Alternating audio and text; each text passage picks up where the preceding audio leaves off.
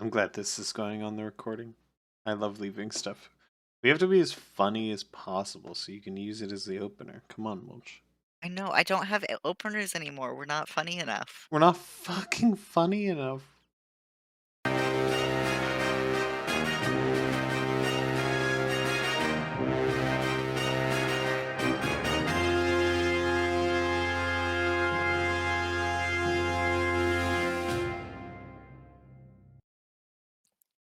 Hi, this is the Ankh-Morpork Historians Guild. Every week, or not every week, every episode, we get together and we discuss a Discworld book, and we're going through them in the order that they were published. This week, we're going to be talking about Men at Arms. I am one of the hosts. My name is Chio, and I use she, her pronouns. My name is Purtis, and I use they, them pronouns. And I am Mulch, I also use they, them pronouns. Um, and this is one of the good ones, this is a good book. Yeah. Right off the bat, I want to start us by I think doing the first retraction historian guilds the Historians Guild has ever done. We should do lots of them, Which is probably, but go on. believe last episode was Lords and Ladies, and in that episode I said I think the most incorrect thing anyone on this podcast has ever said. That's saying a lot. Wait, Hurtful. I'm so curious, I don't know what you're Yeah, talking yeah. about. I'm really excited. I think I said the absolute batshit insane, ludicrous hot take. Terry Pratchett was not theologically opposed to monarchy. I think I might have said that. Yes, yes you did. I remember this. Into my defense, I was pretty checked out last episode. But You were that is, checked like, out? That's fucked the up. You can't say that. wrongest. That is the wrongest anyone has ever been, like, on this Yeah, podcast. you forgot the whole, like, Vimes' thing, like yeah, that is very funny, I had forgotten that you said that, um but, we'll remember it forever now. Um, yeah, there is definitely a lot of, like, anti-monarchy sentiment in the Guards books, like, that is a thing. Yeah. Um, It is, I think, the central focus of the first 3 books. The yeah, first 3 Guards because 'cause they're books. all well, I know at least the first 2 are both, like, the bad guys are like, "We need to put a king in place," um, and and everyone else is like, "That's a bad idea, and maybe don't murder people because of it." Um, Um, and another thing is, I think I love this book, and I think this book, the second book inside of the, City Watch series, the Mhm. best second mhm. book in any series ever. Like, I love it. It is so good. It is an extremely good book. And it is a shockingly good book. Specifically, Mhm. I think it is very good at being a follow-up and does precisely what a second book should do. Um, Mhm. namely, I think, like, one of the central threads throughout this book is, basically forcing both Carrot and Vines to make specific and direct choices, which is makes forces Vimes to do a bit of soul searching and, like, realize precisely how much being a guard means to him and how much of a core part of his identity it is. And with Carrot, um, It's like the carrot plot line even better, which is what it does is like spends the entire book carefully establishing Carrot has all of the leadership qualities necessary to be king and that he would be a great king, and then giving him direct opportunity to become king, having him make a conscious choice not to. Yeah, I mean, absolutely. I think, I think it's full of many little choices and like better examination of Ankh-Morpork as a city. Like it's all just an advancement of what he started setting up with guards, and it feels like he really started to recognize really the power of the viewpoint of Night Watch and the viewpoint of these men who can't really do anything most of the time but see everything. Mhm. And and what it means to have like grown up broke as shit for Vimes, and what it means to Yes. be an alcoholic and to have an addictive personality and to be thrust into higher level situations, and what it means to be, part of a whole city, part of a whole organism more than just yourself. Like, Yeah. all of it is brilliant. And I cannot stress enough how much the decision to make Vimes an alcoholic, like a severe alcoholic, is treated with unusual amounts of respect for any story, but Yeah. especially for a fantasy. And how delightful that is, even compared to his other books. I felt like this handled this so well.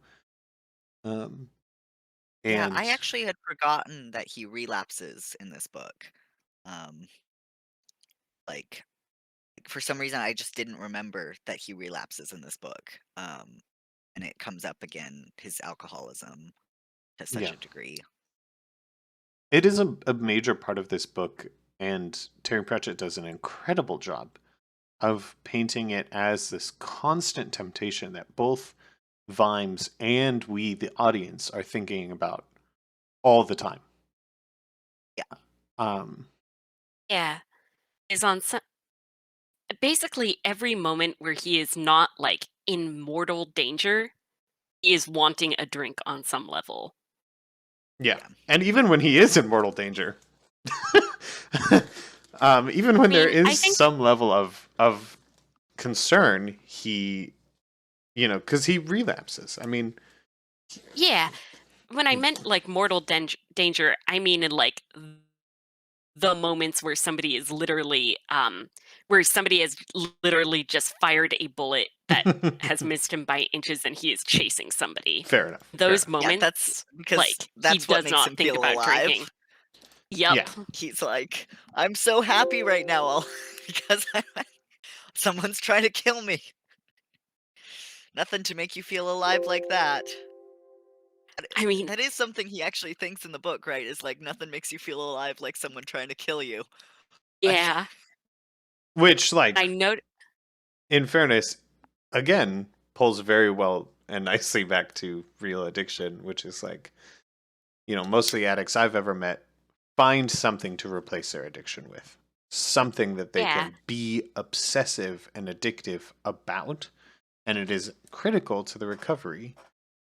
Um, And I think like there's also a certain type of personality that is prone to addiction, which is sort of like people who seek sensory or like feel numb and feel like they need more to feel things, which also directly ties into risk taking.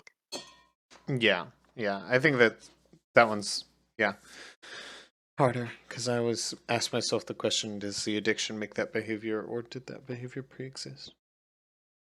yeah. But I It's think very it interesting. pre-exists because I know who have like I know people who eventually developed addictions before they became addicted to Yeah. things, if that makes any sense. Yeah, yeah, I do too, but I've seen it. I've seen it both ways. I've seen people with that kind of personality become addicted and been like, yeah, that makes sense. And I've also seen people without that kind of need Yeah, become. no, that Yeah. makes sense. That would be pretty individual. But Okay, I there's see some. I do normally see once you are addicted that is something that you develop. Mhm. You know Yeah. what I mean? Okay, there is something I'm dying to talk about because I've read this book a couple times over, and this is the first read where I noticed it, and it What? makes me What? so happy. It is so good. Carrot What? literally pulls a sword from a stone. Yeah. Yeah, he Yeah. does. Yeah. It's That is awesome. Yeah. so good. I love that. How did you not notice it? I didn't notice I that the I first time I just read it either. This is my second read, well, and I it's just in the noticed it middle with of this a one. of a fight scene where there's like a lot of things happening. Yeah.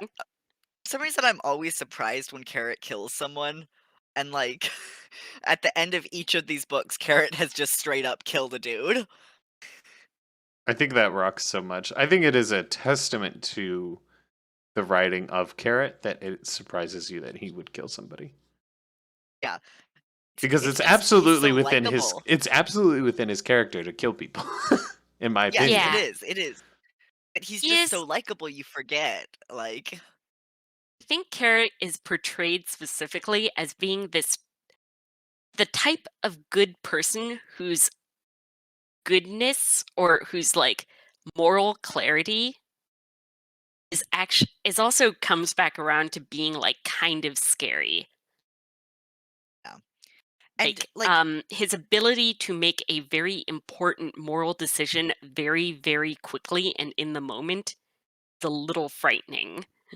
yeah, and like and something about him being king is that it wouldn't necessarily be good. It wouldn't necessarily go well because he can command everybody to such an extent. He can um like just make people do things because he is so likable, but he's not perfect. It's not like he's just a guy, and he does make mistakes.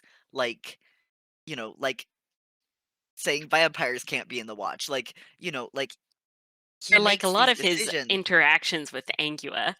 Yeah. Yeah, Um, yeah, exactly. Paint And, him like, as just he human. makes these decisions so quickly, and he can get people to follow him so quickly, and for the most part, he is a really good dude, so for the most part, it goes well, but you do kinda see these glimpses of how it could go really badly, just because he can't yeah, in some ways, he can't yeah, become too powerful because he could do it too well.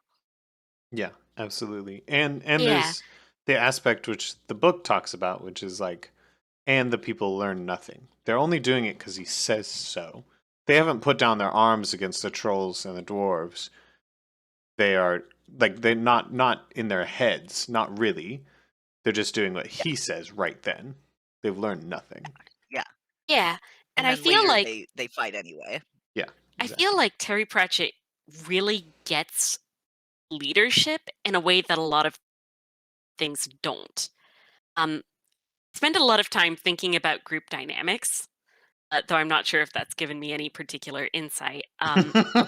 One thing I've noticed is that there is a type of person who, type of person who who doesn't so much like consciously choose to be a leader, so much as they are given leadership by people constantly because people like immediately like trust them and want them to be the leader. Yeah. And um and I think a lot of it just comes down to like I guess like a strong sense of self. Like people who are given leadership roles just have like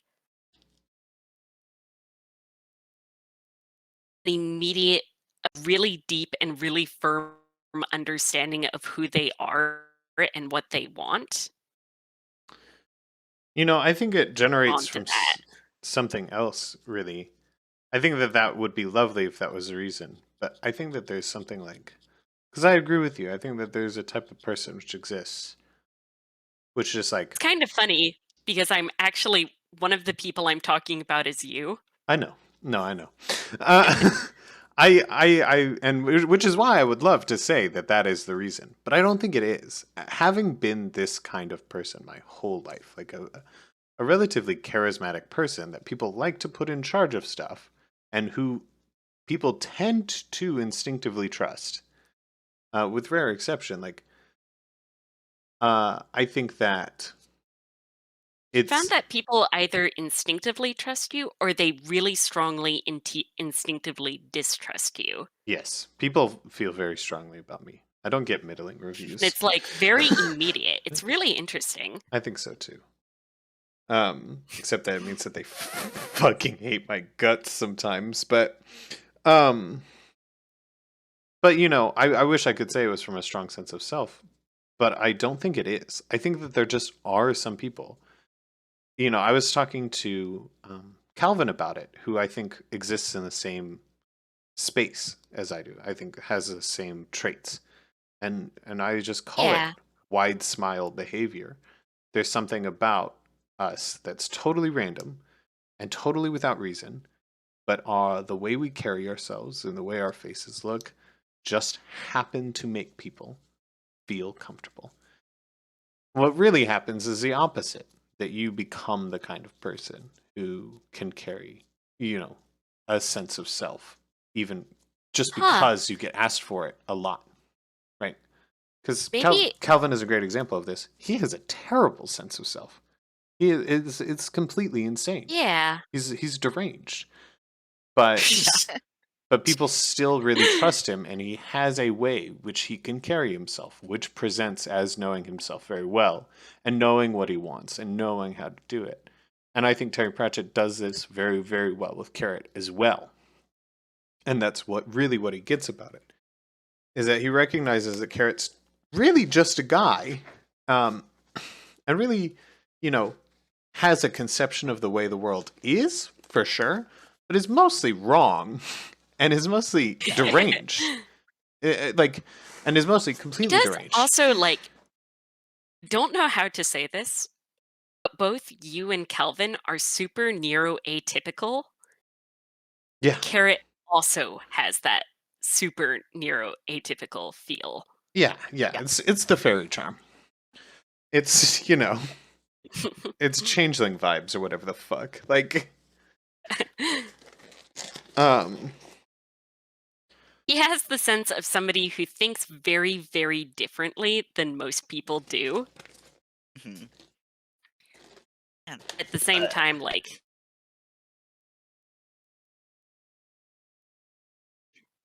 yeah. Which is really benefits him how differently he thinks from most people. Um, yeah, and because then I think I think he has to kind of think about people in a way that most people do not. yeah.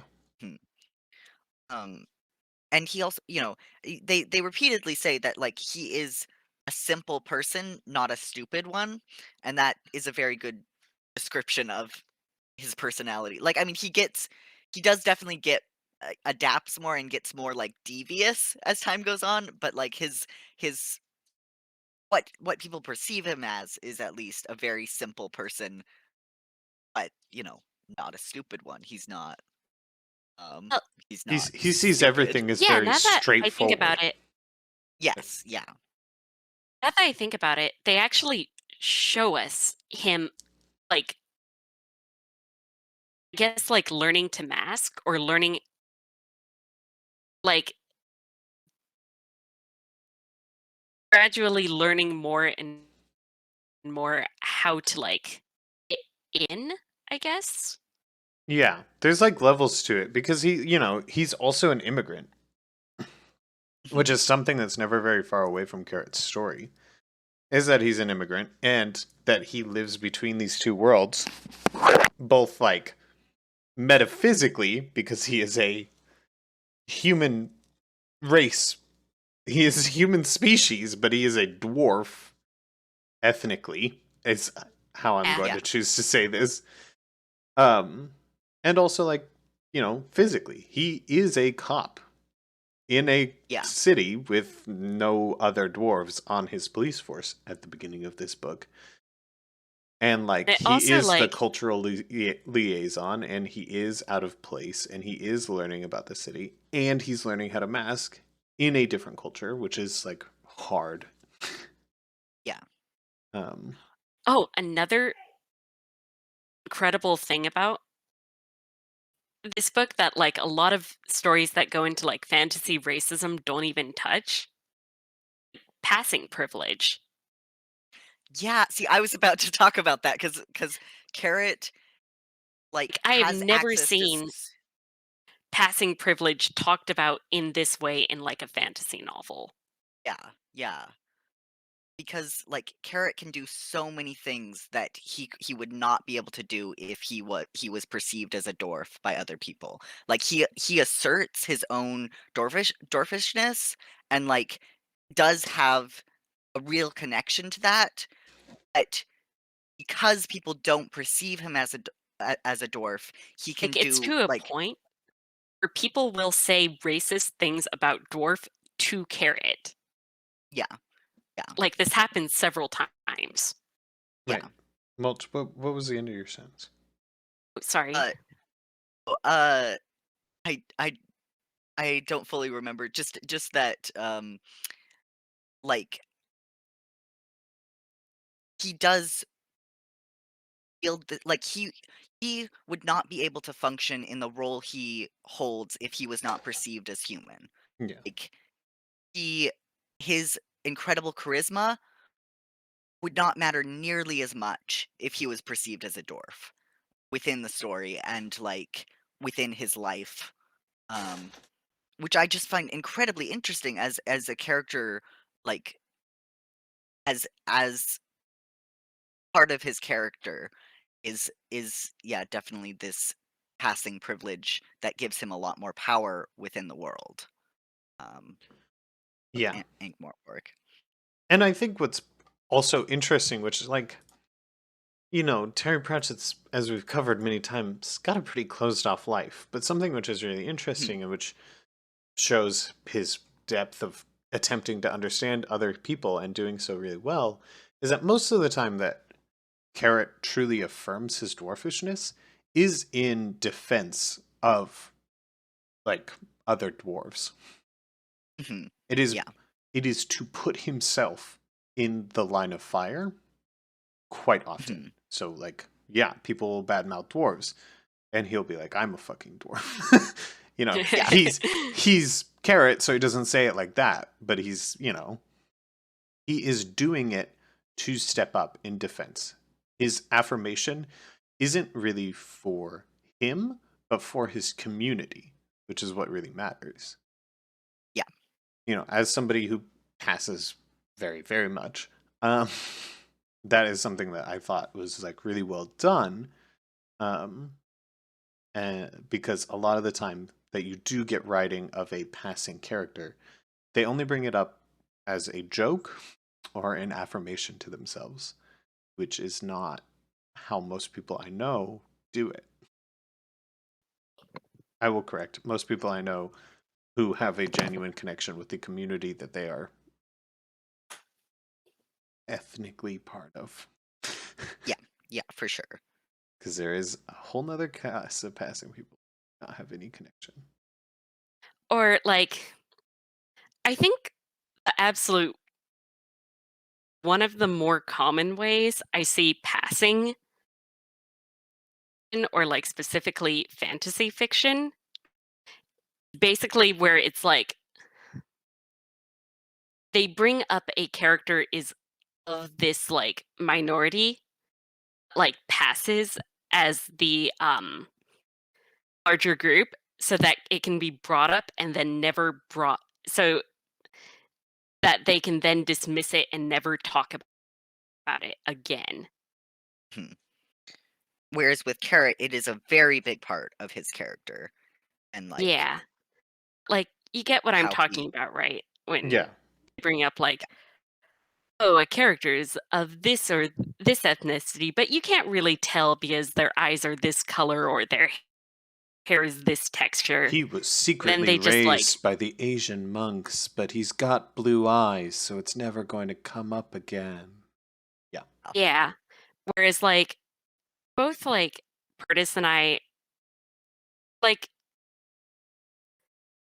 both, like, kind of pass for white, and I promise that is not how it works. Like, is Yeah. a very present part of your life. Yeah, absolutely. Because there are cultural dynamics that are genuinely different, and cultural conceptions of things which are genuinely different. And there are these many invisible ways that we are set apart from each other. And you genuinely don't forget as one of these people that pass um, where you come from, unless you are a fool. Yeah. Um, and there will be times that you can't forget. There will be times, like happens in this book, where somebody starts talking shit about, your race, or your family, or your background. And Mhm. you have to make a choice. Yeah. Um, Carrot is such a good character. It I is love him. Yeah. so it's disgraceful to all other writers. Love He how is so good in this they book. go into such they carefully establish, like, repeatedly over the course of the story, how much Carrot loves Ankh-Morpork. Yes. Yeah. Yes. I feel a How it's deep Oh, like I connection. love I feel a deep the connection to like this man. walks around town with him. Like, I've been to every museum at every guild, and Autistic shorty, like damn. Um like taking Angua on a date and trying to sell her a city. Like, yeah, which is my signature move. I don't dynamics in the scene because, like, Ingua and Carrot are both people who pass as human in their day-to-day lives. hmm, Whereas, like, Carrot, like, loves Ankh-Morpork, like, fully and completely. Ingua is, like, kind of scared of becoming too attached to the city or anyone in it. yeah, because she's used to being run out of Like, places. very good reason. Like, yeah. Yeah. for her, this is a place she can't become too invested in because she might have to leave any moment. Yes. Yeah. Yeah. I mean, And she it's does. She does try to leave. Uh, in this book, and I think in other books. she thinks Yeah, about it a like, lot. She thinks about it quite often. Yeah. It comes up. It's a signature part of her character. It comes up in many of the books which she appears in Yeah. Yeah. she's like, as a major character. She appears in a lot of she is constantly aware that no matter how well she passes, or in later books, like, the extent to which she is accepted is entirely conditional and could, like, go sour any moment. Yeah, and I think the narrative between them is so interesting partially because of this. Like, Carrot is an immigrant from a more accepted, larger community that passes, who now feels connected and confident in this city, and Angua isn't. She's, not got a lot of other community in the city. She knows they're widely hated, and she's new, and it is a fascinating dynamic between those two to place them next to each other. Yeah. And And I'd say that the Carrot Angua romance might be, like, my favorite romance in all of Discworld. he I fucking just, did like, it, dude. find it endlessly interesting. Yes. Yes. I I was rooting him on. I was like, oh my god, Terry, you did it. You wrote a romance that doesn't make me feel sick to my fucking stomach, dude. Hype. Yeah. They Like, have not only a romance that is not, um, off-putting, but, like, a romance that is actively really engaging.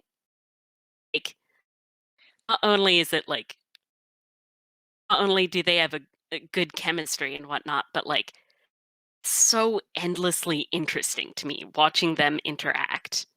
yes. Yeah. And, like and it's complicated between them, like, it's not a perfect romance, they have problems, and, like, still you're rooting for them because, you know Because I he gives us a reason to trust that they will genuinely work through those problems instead of what he does in mhm, every other book, which is, so you're a woman, you can just kind of put up with that, right? yeah, Yeah. yeah, Yeah. Or just, like, shrug and go, "Eh, nobody's perfect and no relationship is perfect, and hey, it's better than being alone, right?" Yeah. God, Or one of um, the many other options from his 13 other books that we fucking read. Um, yeah. I do 14, my apologies. yeah, I do like, this is going into a later book too, but, like, it is interesting to me that the 2 people Angua is closest to within the series of The Watch, Carrot and Cheery, both accept werewolves because of Angua. They go into their friendship with her, um, you know, really not liking werewolves and undead, and because of her, they do change that mindset. Like, almost, like, immediately once they find out she's a werewolf because they already know her. Um, but that is also, like, a stressful situation for her to be in the city, and it kind of, like, makes me think of how, her relationship to the city is just so much more precarious, and to the point where her loved ones, started out as dangers to her in a certain kind of way. Um, I Yeah, don't know, I find and that I really think interesting. Angua is also, like, another interesting examination of, like, passing and passing privilege. 'Cause you talk about how, like, Carrot usually brings up and discloses his identity in, like, when people start mouthing dwarfs in front of him. Mhm. You also see several instances of people talking shit about the undead in front of Angua, whereas she does step forward and defend the undead and go like, "Hey, you're being like prejudiced. This is like a fucked up thing to say." Um, she can't. She doesn't personally disclose that she is undead because her position is so much more precarious, and like Yeah, telling her identity could like result in her getting killed. Absolutely. 100%. yeah. He does the writing on these two characters really intelligently, and they are vastly interesting comparisons. And to like scoot back to the thing that Mulch said, which is like the idea that meeting a minority group can just like fix your thinking about them is something that Terry Pratchett does a lot, but I think it works so often for Terry Pratchett because he gets the critical step, which a lot of other writers just fucking miss, which is that people do that and get better because they've truly met you and have begun to truly understand you before learning those things. Because I would love to say that the other way is true, but it so often is not. And so many writers Yeah, write it as, oh, and then I met a brown person and I was just good now. And when in fact, Yeah. it's not like yeah, that at all. It's, I became close to somebody and I learned about them and I began to understand them. Then I began to understand what a cultural or ethnic identity was. Yes, exactly, exactly. yeah. And, like yeah, because it would have been different if Angua was immediately known to be a werewolf. Like, she would not have been able to make those first connections with the people she loves. Oh, And, like absolutely. Yeah. and it just yeah, which is really interesting, writing and, like, very well done. Very, Like very well done. And it's Yeah, something he and goes back specifically, to, specifically with Angua. He later has a character that she is the gateway, who is identified as like undead first and who isn't accepted and is only becomes accepted because Angua basically beats the shit out of him, but like in a friendly cop way. Um yeah. yeah, and also thinking about like Carrot Carrot's journey in far of becoming less racist to the undead specifically. Another fascinating thing is I think like part of the reason why Carrot has to confront his own prejudice is in a moment where he realizes that he is like I don't know, like a danger to Angua. That's why she didn't Mhm. reveal herself. Like yes. Yeah. um after they make love and then he throws open the window and the moonlight shines in and she transforms, like he freaks out and almost like attacks her. He instinctively grabs a sword. Yeah. Yeah, Yeah. wasn't expecting it, and then he has to like they don't really show us his thought process, but like you know enough about it to like intuit like the realization of, oh, of course she couldn't have told me about this. And Yeah. I think that's like specifically with queer acceptance, I think that is a major thing for a lot of people. It's realizing that people you care about feel unsafe around you because of things you've said and done. Yeah. Mhm. Or because of things other people have said and done. Yeah. Yeah. Honestly. Like there's a In grander this particular level to it. instance, In this particular instance, it yeah. is like specifically, yeah. But, you know, some of the things Gaspard says to him also indicate like it wouldn't have mattered what you had done. It, you know, Yeah. it just is. She can't just go around telling anybody. That's insane.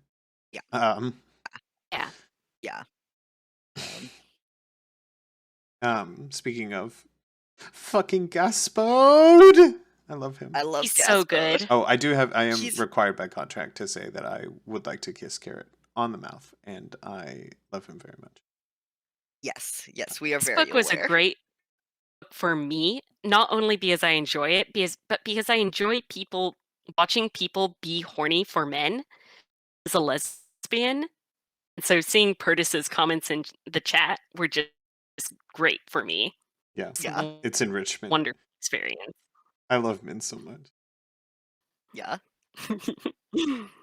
And holy shit, I love Carrot, and I would like to go on a date with him. Um, I would love that for you.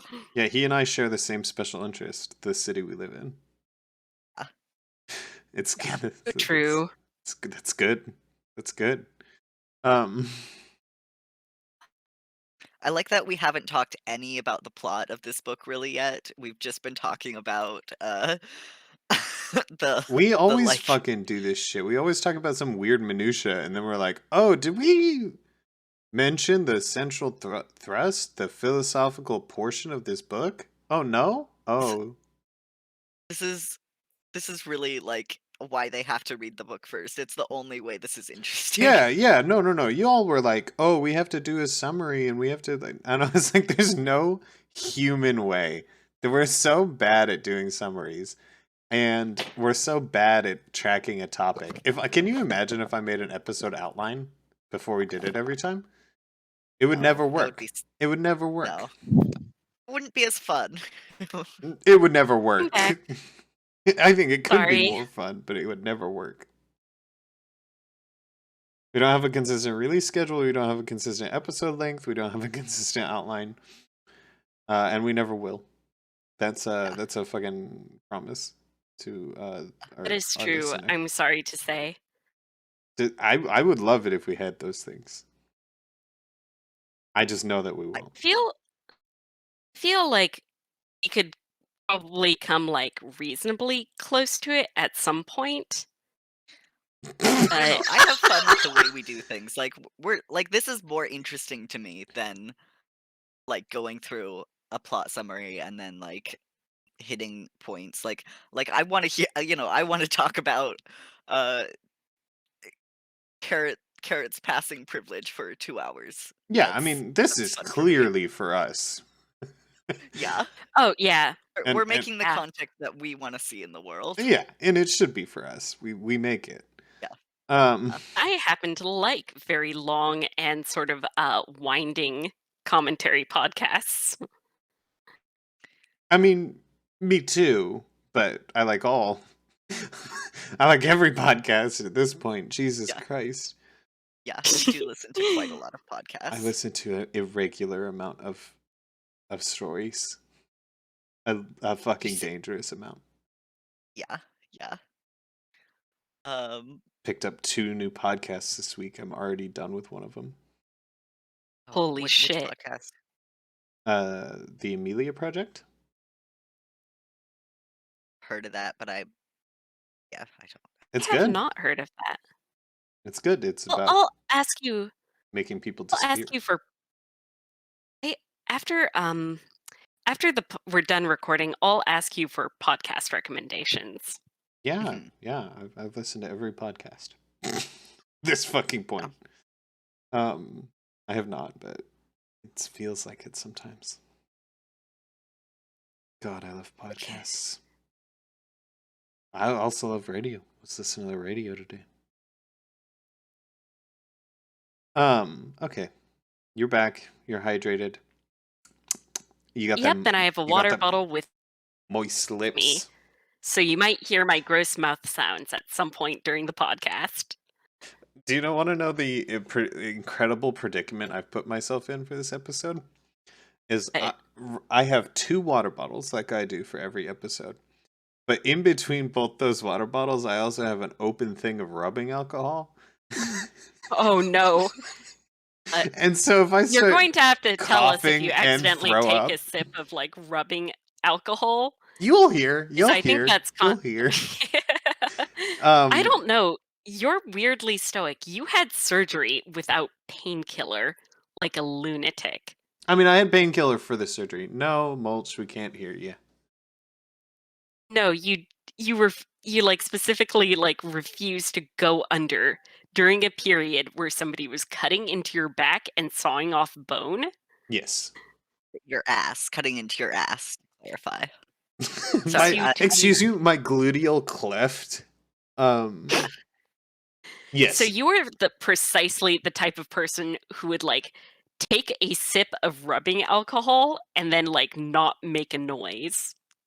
And this is why I'm naturally charming and dictated the leader of most situations I'm in. You figured it out. It is You're bizarre. a fucking Sigma Alpha. I'm fucking Like Sigma every once in a shit. while, every Got once in a that while, Sigma grind set. Wait. you'll say something that I'm convinced is wrong, but because it's you saying it, I will question my own reality for like a few days afterwards until I decide if you were right or not. Okay. No one else can make that happen for me. Gaslight girl boss gatekeep is what you're telling me? Yes. Sorry for accidentally gaslighting you just by being wrong. Not on purpose, just by being wrong and having an error. Just by being wrong. It is entirely true. Okay, sorry, but let's get back to this podcast. We're so good at this. Hey, you said we needed to be funnier so we could have an opener. I'm funny as hell. Yeah. I had my ass carved into while I was awake. Yeah. So while we're talking about That'll like be my opener. Gaspode, can we like talk about the fact that this book has like Dog Hitler played almost entirely straight and it's somehow very good? It's great. Why do you think he's like Hitler though? I was He is questioning that explicitly comparison a little coded bit. as being like Hitler, right? Which is he's this small, inconspicuous dog who does not physically embody the ideals he preaches, but has this vision that he believes in so strongly, this like romantic, like nationalistic vision that is not rooted in any knowledge or fact, that he's able to carry along all of the other dogs with him, and is able to like persuade them to commit acts of like brutal violence against other dogs. At the same time, like appears ridiculous to anyone who is not like sold on his vision. That's Hitler, right? I think You've you just think convinced about me of Hitler Dog a lot, Hitler. man. I'm gonna be real. That was Okay. not Hitler to me. I did not read Hitler. Wait, I you think didn't? I don't. No, I thought he was entirely like don't think. Hold on. What is Most gonna say? I don't. I entirely do not think it was intentional, but I believe it now. I see the like you convinced me. Yeah, I see where you're coming from. I did not read Hitler.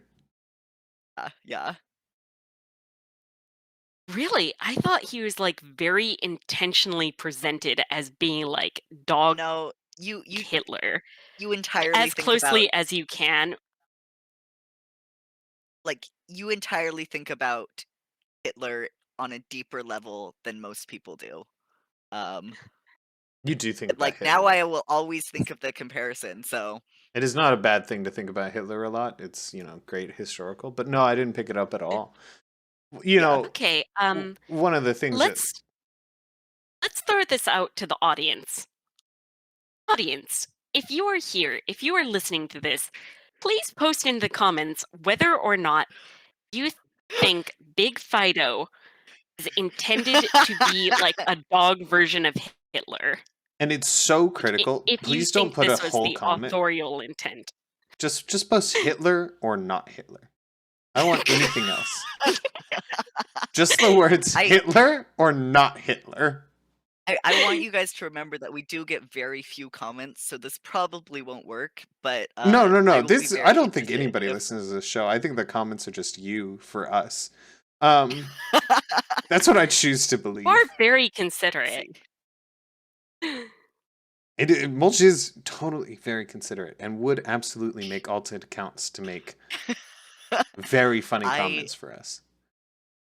I mean, I do not, but like, I still can't get over what was that comment that I couldn't get over for a while? Fuck. The one about how we're too woke. Or is it the one about? Yes. Or is it the one about how we yes. shouldn't swear? Okay, yeah. There's the one about how you swear too much. I You do swear a specifically, lot. Curtis. Wait. and, Did they name me? Well, maybe I'm just getting that confused with my dad. Oh,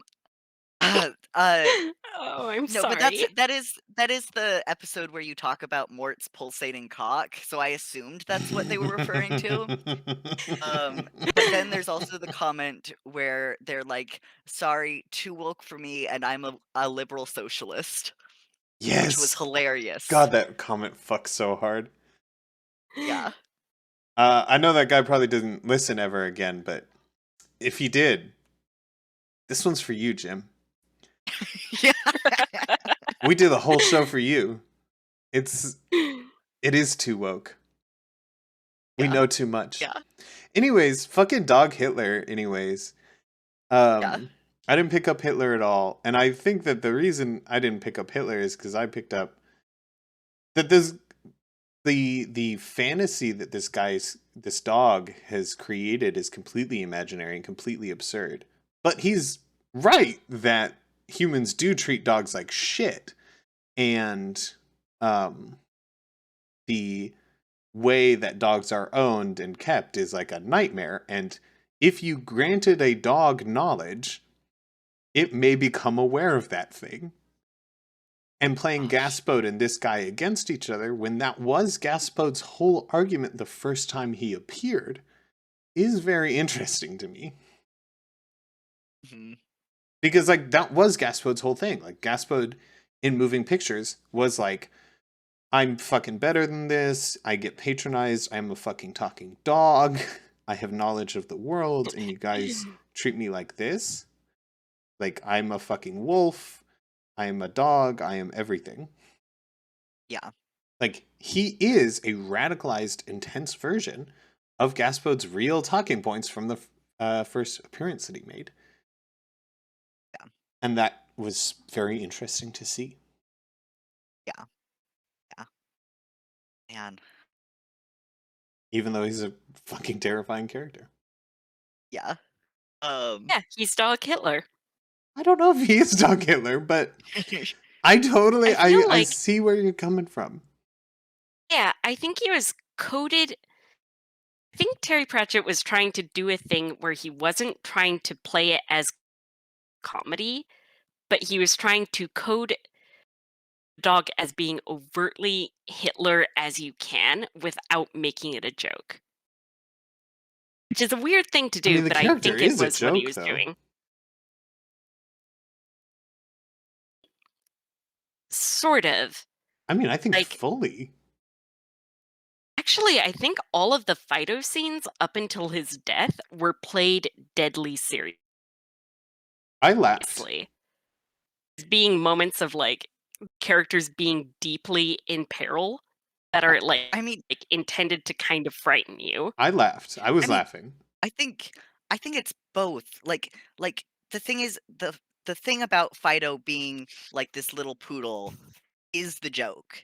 Yeah, it's This, very you funny. know, and and you know, killing all these, that's the joke, but he's still a scary character. Like, and like both things are true. Like it is a joke, Okay, but it is as a also concession, like, let me rephrase that. Coded intensely as Hitler as you can do, and like still play the character off as being semi-serious or semi-vital without like going fully and purely comic. God, that a good I concession? hope enough people listen to this specific episode so I can get kind of the mainstream view of whether or not this dog is Hitler. Like I Okay. definitely felt like he was going for Hitler there, especially like with the romance of the wolf, the idea of the wolf that is totally I mean, detached think- from But what again, wolves that actually is are like. that is what Gaspod was doing in the first appearance. Gaspod Yeah. had lines about the wolf. yeah. Yeah. I do think that you have psychoanalyzed Hitler and Hitler's position very well, but much more than most people think about Hitler. So like, I do think you have a biased perspective on this, on I mean, what the you guys actual are intention behind it was. making But it sound like you're making it sound like I'm one of those World War II buffs. I'm not. I mean, I've always intended to read a book about Hitler or something, but like I honestly haven't read about a memoir of Hitler or anything like or a biography of Hitler. No, yeah, I don't mean to misrepresent you that way, but you do think about Hitler. I think Yeah. about Hitler a fair amount, and I have read books about like Nazi Germany generally. Yeah. Mhm. You're Yeah, you're how not a Nazi you're not a Germans you're are, not a weirdo, like, but you do evil think about hippies. Hitler a lot. I mean, I don't think you have to be a weirdo to read like a biography of Hitler. No, but I'm but not I like need a to World War make II expert or a yeah. Hitlerologist or anything. Well, yeah. And also anytime we talk about being a World War II history buff, I need to make sure the audience understands that you're not fucking weird about it. Because, you know, this is the bad place. I am very online, and many of my very online brethren Deeply are like online. quote, military historians, unquote, who like fetishize Nazism. Yeah. Yeah. You live in a weird universe. Yeah. You Um, should uninstall Twitter. Um should block the fucking IP. Should well, we've spent a lot of time on kill Elon Nazi Musk. dogs. What else do we want to talk about? Well, we never actually talked about Gaspod. Gaspod's yeah. in this fucking book, and he's great. He's so much better than he was in Moving Pictures, which is saying something because he was great in Moving Pictures. I was I think genuinely part of I've it totally is that forgot he he was has in this good book. characters. He's got good characters to bounce off this time, Yes. Yeah. whereas like the uh, the characters in moving pictures outside of Gaspode were pretty unmemorable. Yeah. Mhm. And so Gaspode can be an even better character than he was before because he's got like real characters I care about that he can like bounce off of and mingle with and play Also, off of. because he codified his powers and gave him funnier ones, to be honest. Mhm. Like, Yeah. it just is a really, really funny concept that there's a dog that nobody can pay attention to the fact that he's speaking, but who are subconsciously affected by what he says. That's really funny. Yeah. Yeah. And It's also a surprisingly common idea that Terry Pratchett returns to again and again. The yeah, idea that people like filter out a bunch of like things that they view as unconsciously as impossible, keep their sanity intact.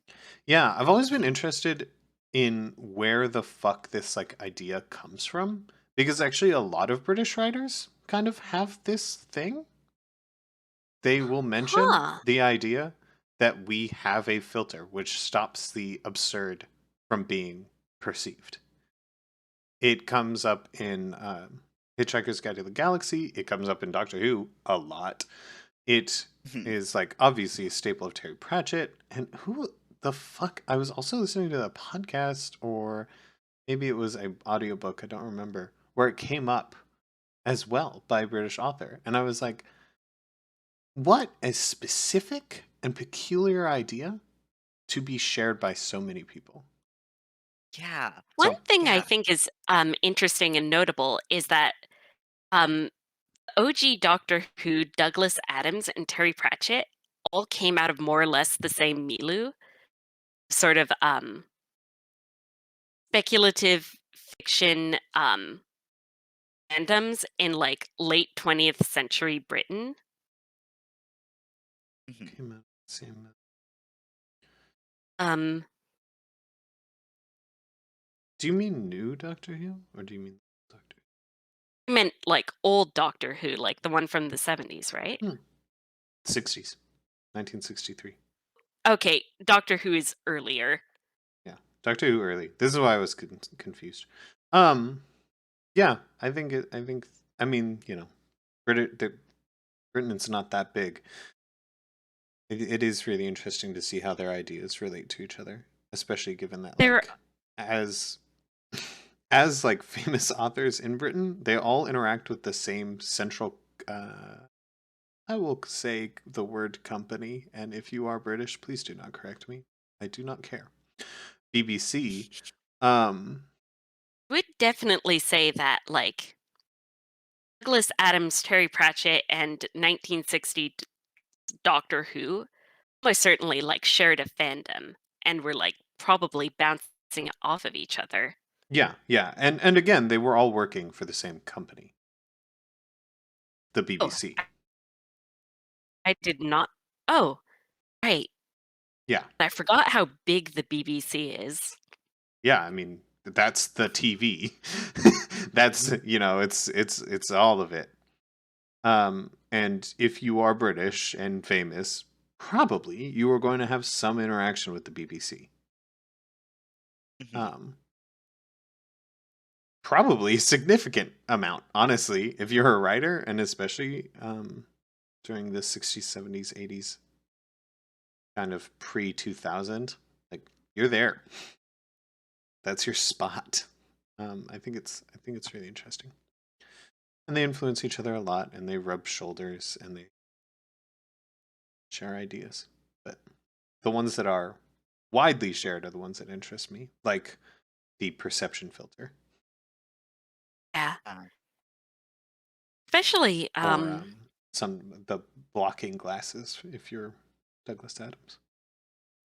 is it's especially interesting to me because I think like Terry Pratchett heavily influenced how I see and think about the world. So a lot of his ideas and themes in his books seem just intuitively correct to me. the reality filters is one that I absolutely do not believe in. Mhm. It is one that I'm convinced like is the other way around. Um, humans are like humans have brains that are designed to pick up patterns to like create narratives. Mhm. And they also have like very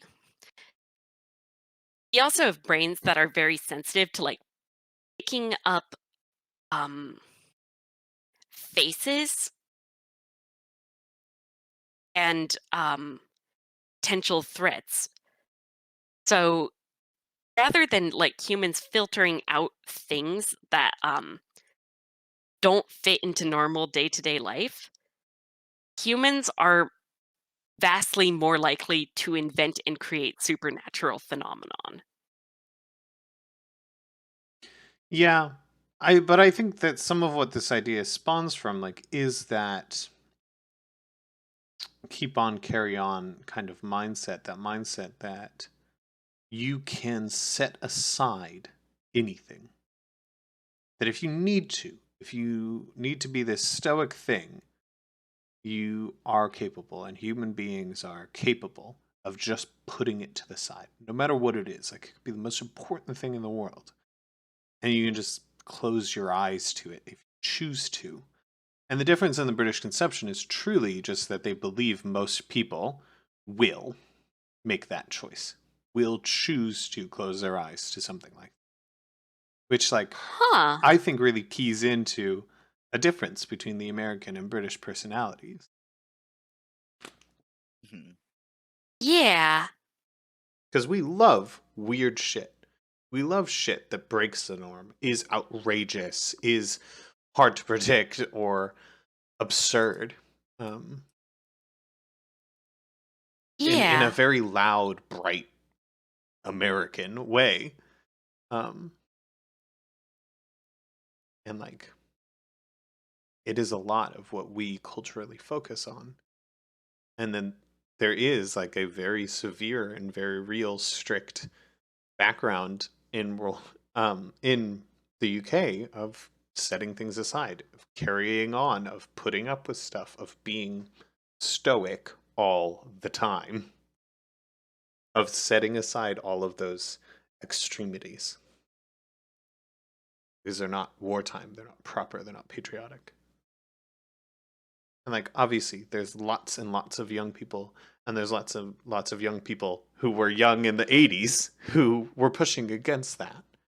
But it is still like Yeah. this undercurrent that exists, much like the many undercurrents America has.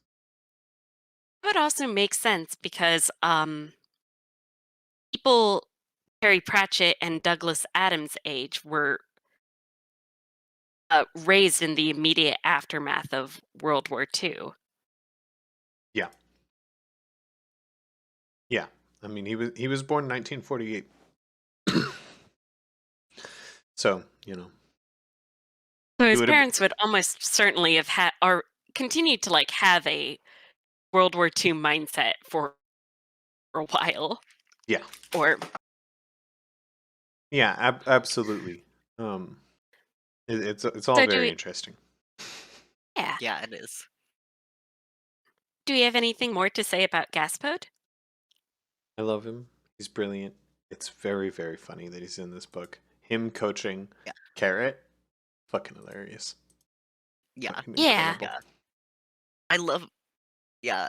I No, he's such a good character to bring into the series, especially around Angua and the werewolf stuff, and like her having these like adventures with dogs as like Yeah, balanced out actually by her now that you human bring it stuff. up, Gaspode is probably Angua's first and closest friend in Yes. Ankh-Morpork.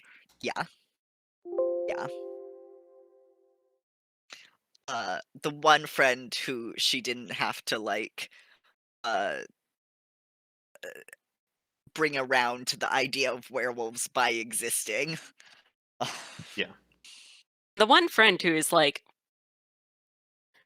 for most of the series, like not at all scared of her. Yeah, he's on. I mean, he's a creepy old man most of the time. Yeah. True. And he's He is a he's a he is a lech. like but and he's very aware that she could savage him, but he's still like, don't make me come in there, uh and because then you'll savage me. But he'll still do it. Like Yeah. he's It's also like several points early on in their interaction, she like multiple times is like, I am going to bite you, or threatens to like maul him, and he's like, like, hey, knock yourself out. He knows, he seems to like strongly know, understand, or believe that unless she is in like pain or emotional distress, she wasn't actually going to hurt him. either that, or he's so used to being kicked around that it doesn't really like register to him anymore. Because he I does mean, get kicked around quite a I lot. had read it as the first. I had read it as Gaspard is good at understanding people, and it's a skill that he presents many, many times in the book. I think it is Yeah, a little bit of both, where he is used to being kicked around and threatened. But do you think there is an element where he does just implicitly understand that she isn't going to seriously hurt him unless she herself is in like incredibly bad state? yeah, yeah. Is like scared of her mauling him when after she's just had the big scene with Carrot and she's like hiding under something, growling. Yeah. Mhm. Um. But that's all. That's all I have to say about Gaspard. He That's appears good. He's again, very right? good. This isn't the last time Oh we've seen yeah. him. Yeah. No, he's throughout the watch books. Yeah, that's what He's I thought. also inside of the Truth, which is one of the Industrial Revolution books. Oh, right. I haven't read The Truth One in of the a ones very, very long time. is one of the ones I'm most excited for you two to read, Yeah, I haven't read it either. Um, which I think is like a crime. The Truth is very good. nice. We'll get there.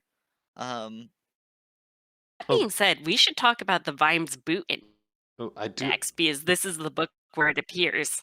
There is Yeah. one last funny thing, which is that Oh, coincidentally, the period when this book came out was also the period where we reclassified dogs as being part of the wolf family, and that is very fun. incredible. I didn't know they weren't classified as being We the we part we of the wolf family. we classified them as dogs, which wolves were also in, but we put Canis lupus familiaris in at Oh. around the time that this book came out, Mhm. which is very, very Oh. funny. Okay, what were we just trying to change the subject to? The Vimes the boot boot index. Oh yeah, this is Vimes very, boot. very famous. Theory of economic injustice. I don't remember the Economic exact wording. fuckery. I don't remember. Yeah. Um, where poor people end up spending a lot more money because they're getting like I want to read the quote itself because it is so good. Yeah, yeah, you go won't. for it. The reason that the rich were so rich, Vimes reasoned, was because they managed to spend less money. Meek Boots, for example, he earned $38 a month plus allowances. A really good pair of leather boots cost $50, but an affordable pair of boots, which were sort of okay for a season or two, and then leaked like hell when the cardboard gave out, cost about $10.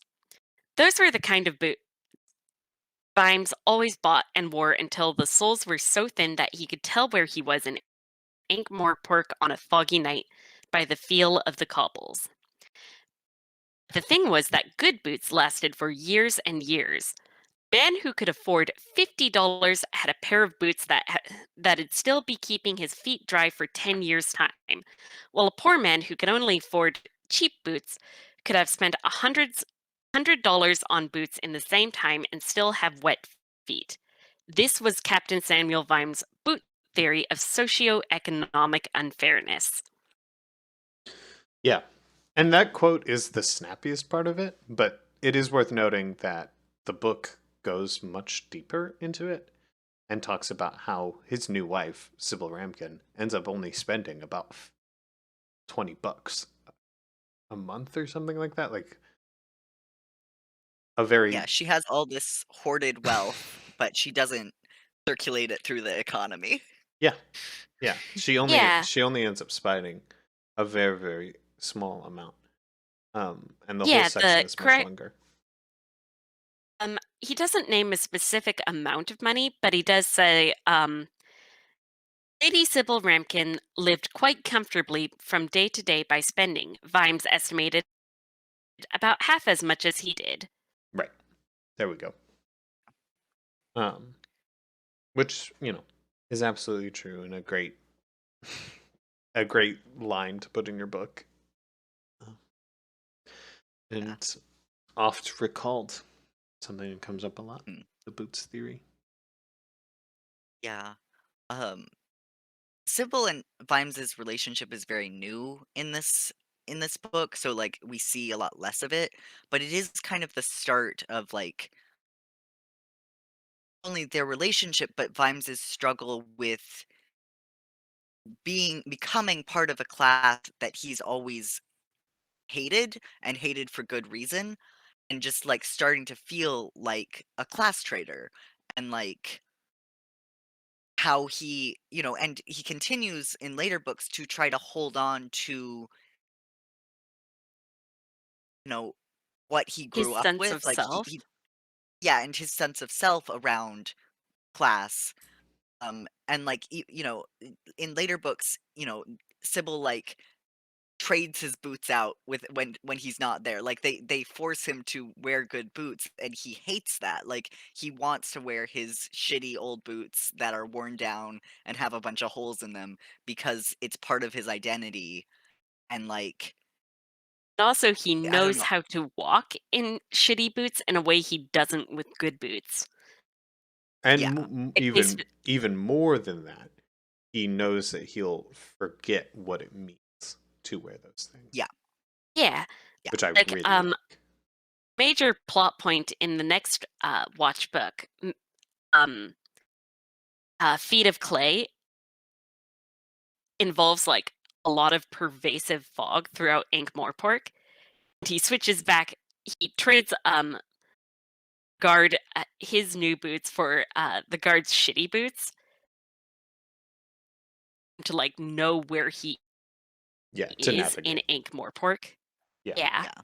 We're which is skipping ahead. metaphorical but also literal. Yeah. Yeah.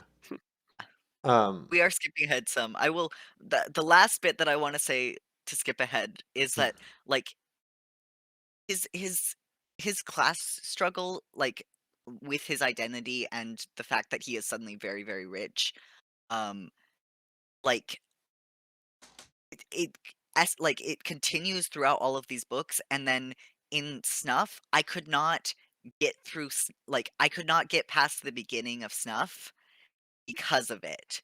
Like he has a conversation with Sybil that upset me so much that I stopped reading the book.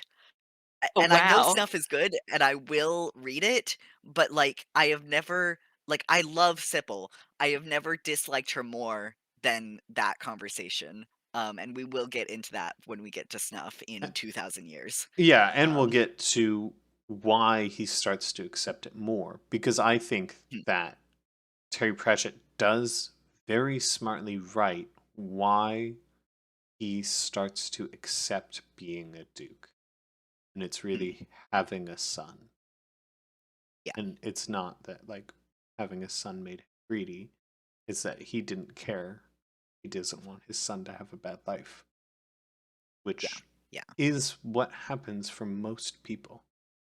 Having mhm, grown up on the bad side, like a lot of people will remember where they came from until they have a kid, and then they don't care Mhm. anymore, Yeah. which I can't fault them for. Yeah. Oh, that makes total sense. Um, yeah, it So, is interesting. it's kind of interesting because I'd forgotten going back to these the extent to which Vimes and Sybil only kind of like fall in love with each other after they are married. Mhm. Yeah. Yeah, yeah. I think it's kind I of think they complicated because he just has a different conception of what love is and what marriage is than we do. Mhm. And Yeah, I do think but they there are care later for each books. other at this point. Yeah, but there are later books where it's very clear that they do like love each other and care about each other deeply. Yeah. But I think that's Mhm. true in this book too. I mean, I think it is clear that they care about each other, but um I they I do I get not what love you're each other the way that they do in the Fifth Elephant or I later guards I books. think the real difference and and this is a critical difference in the conception of love is that they do not yet understand each other. Yeah. Because I think they do love each other. I think that there is a well painted and very real love between these two in this book, but they don't understand each other yet. She doesn't understand why he's an alcoholic. She doesn't understand why being a guard is important to him. She doesn't Which, in her understand. defense, he doesn't understand that Oh no, why don't worry. being a guard I is was gonna do his. I was gonna do his next. Yeah. like. Yeah. Yes. But no, he doesn't understand why being a guard is important to him either. So, Yeah. But it's often not our job to understand. For us to understand why we do something, it is often our friends and our partners who understand why we do a specific thing more than we do. Mhm. wow, we have very different perspectives on that one subject. I understand. I mean, like, I think we should try and seek to understand ourselves. Obviously, I do constantly, but like, it is often very true that our friends and our loved ones see that something is important to us before we do because they can see it Yeah. from the outside because they're disconnected. They can see how much work means to you or how much this thing means to you. Um, Yeah. You've told me stuff before about myself that I was really surprised about because I did not know about myself, but I was like, I guess you're right. Like, I am have a weird obsession with death and am very afraid of it. Like, and that is why I do, like, uh, sort of, obsess over whatever it's death as a yeah, kindness and as a caring thing. yes, yeah, Yeah. yeah. God, I had something else I was gonna say, but I'm trying to remember. We were talking about Sybil and Vine, and like, I do think in some ways definitions of love are different because I think I fall in love with people as I begin to understand them. Yeah. Like I don't know if I've been in love with anyone not without at least a base understanding of some of how they work. Um, Same um, here. I don't feel like I could love somebody unless I understood them intimately. Like, even if I didn't mm, fully understand them, like, I don't think I'm capable of fully understanding another person, um, unless I know them intimately and, like, feel an intense personal connection with them. Yeah. And again, I think that this just goes back to a different conception of love yeah, and a different conception of marriage and a different conception of relationships. And I think that that's part of what makes this so interesting is that he does have this relationship between Angua and Carrot, which is more along the lines of what we think of. That these two don't Mhm.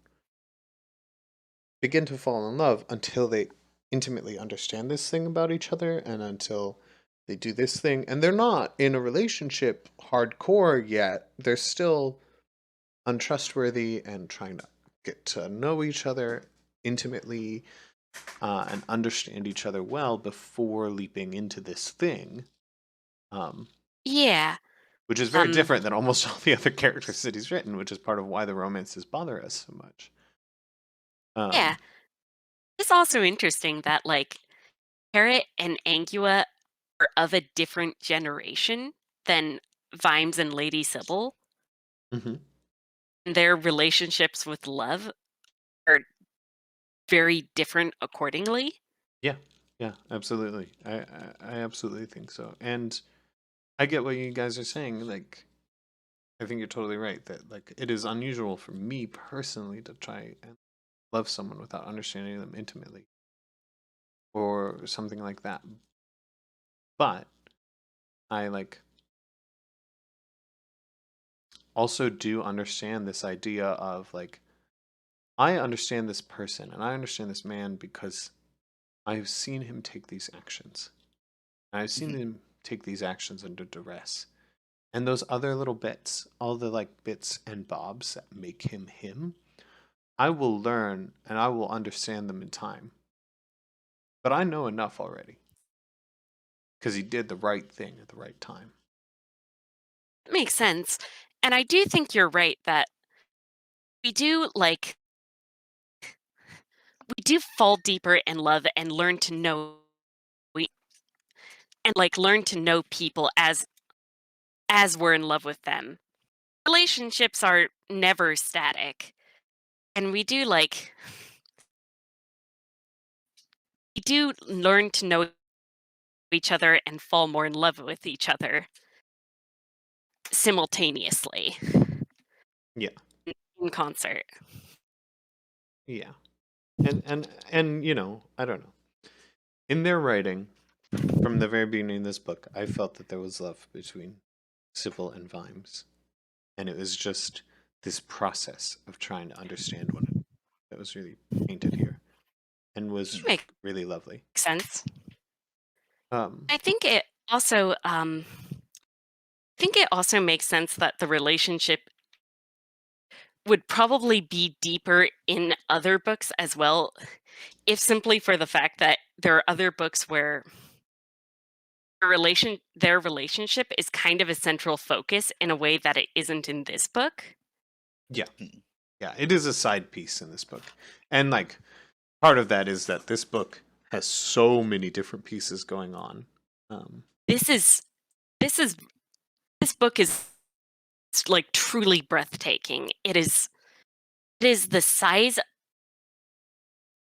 standard length for a paperback novel so much and has so much going on. yeah, trying to review this book is so hard because There's so much. there's already 20 Yeah. impactful characters that we have not even said the name of, but which are extremely impactful not only to this story, but to the entire Disc world. And we simply can't cover them all. And we haven't even talked about what the book is actually fucking about. Oh god, yeah. So, like, you know, um, it's a great fucking book. And it is so, like, it's so hard to express why a writer is so good. But, like, at its base, it is because Terry Pratchett can pull off this single incredible trick of having 100 characters and a story that's out of control. I mean, cause and effect are insane in this book, and they're barely connected um, at points. And it's luck and it's randomness and it's story that puts them together, and it still all It's feels also so good, and it's so many things to manage all at once, and it makes us care about every single one of them, and it's incredible. it's also worth noting that this is like the such a tightly controlled book, despite being so crazy and so big. Yeah. Like, this is a book where everything is carefully, like, set up and everything pays off in Yes. really spectacular ways. Absolutely agree. It is a true testament to his skill. I know that this is not every reviewer's favorite Discworld book, but I think that in reviewing only Terry Pratchett works, it becomes easy to forget. Like, he is truly one of the greats. And his ability to pull off this trick so consistently and with such force and vigor on so many different ideas is what makes his books and his works eternal Mhm. for me. Yeah. It I is don't know. I an feel like incredible I trick. appreciate this book even more, like, reading it in the context of Terry Pratchett's writing, of having sat down and read, like, all of the Discworld books in order and having gone through them with a fine comb. Like, I knew this book was good and I enjoyed reading it the first few times I read it. This time when I read it, it just, like, knocked the breath out of me. Mhm. Yeah. I Yeah, mean, you said that this go ahead. This is a book I like more and more every time I reread it. I was just about to say that you've said every time you talk about this book, you say you like it more and more every time you read it, which Yeah, Because there's so many is little it's details and so many little things that makes every character so unique and so human and so delightful. mhm, yeah. The first time I read it, for me, it was a fun book with characters I liked a lot that was also touched on some really interesting ideas, but I didn't really, like, I don't think it hit me how impressive and how intelligent and just carefully thought out and dense it was until this mhm, time around. Yeah. And I agree with Just, you. like, Oh, sorry. layers and layers of detail. Yeah. And I absolutely agree with you that to some extent this is so much better because we've read all these other Terry Pratchett books and we've seen how many times he tried to pull off this trick and what makes it go wrong and why it doesn't work so many times and all these ways that it can go wrong and all these ways he learned it can go wrong by publishing it and and seeing it come together so incredibly. I mean, he got mhm, close with Lords and Ladies. He got really close, but there were some things that just felt unfair to me that felt like, oh well, I guess this happens. Yeah, sure. I guess this happens. And there's not a moment like this that in Men at Arms. Like Lord and Ladies was so close, but Men at Arms fucking hits it out of the park so Yeah. so well. And it's the first one of that kind of narrative of his that I felt totally succeeded. And we are now in that era that I am so so excited for where he does this a lot and he does it so Yes. well. And that's what makes this section my favorite. My my opinion, we are well into, like, the best era of Terry Pratchett's Yeah. I like his later writing. books more than you Um, do.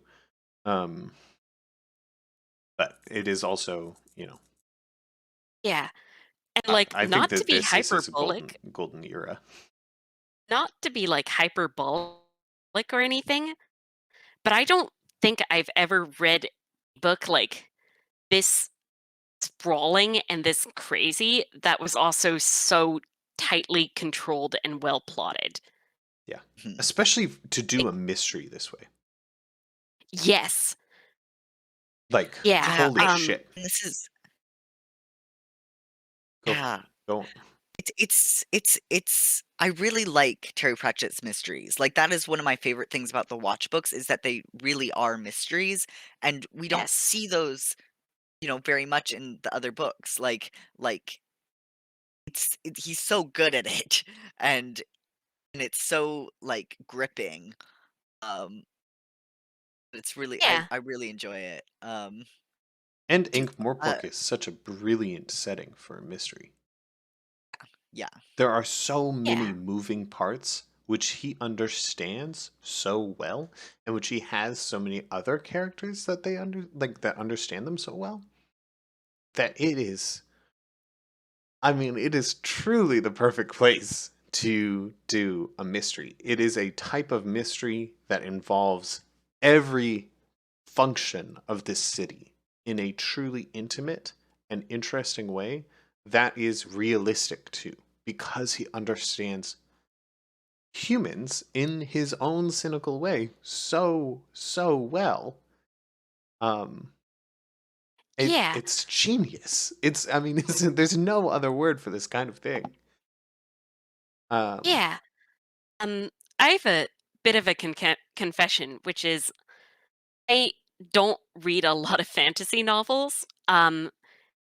The books I read are mostly either horror or mystery novels. Um, mhm, and part of what makes Men at Arms and or like the watch books in general so good that they're not only fantasy. They like clearly rooted in an understanding of the detective and police procedural genres and are really, really good at it. really good at it and good at satirizing and being conscious of all of the problems of those genres. Like, this is something that he pulls Yes. off, that he struggles with a lot in this book, is that he knows that cops are kind of fucking evil, and he's still writing a cop book. Like, he talks about it kind of a lot in his own Terry Pratchett way. Yeah. Um, Um, while I was listening to Men at Arms on tape, um, during the period, I also watched Dirty Harry for the first time. And Dirty Harry is a movie that Terry Pratchett references a lot in his books. He's used the "Are you feeling lucky?" punk and variations of it like constantly. Um, we'll talk about the and action so, part in this, the action movie reference that really got me in this one. Keep going. and it was really interesting, like watching the movie and then going back to Men at Arms because the it's like directly in conversation with the Dirty Harry in a way. Um, for instance, not super familiar with the police movie or if like these are tropes that predate Harry Potter. I mean, Dirty Harry, and if they or whether or not Dirty Harry codified these tropes. Um, but there are several plot beats inside of Men at Arms that directly mirror plot beats in Dirty Harry. For instance, the scene where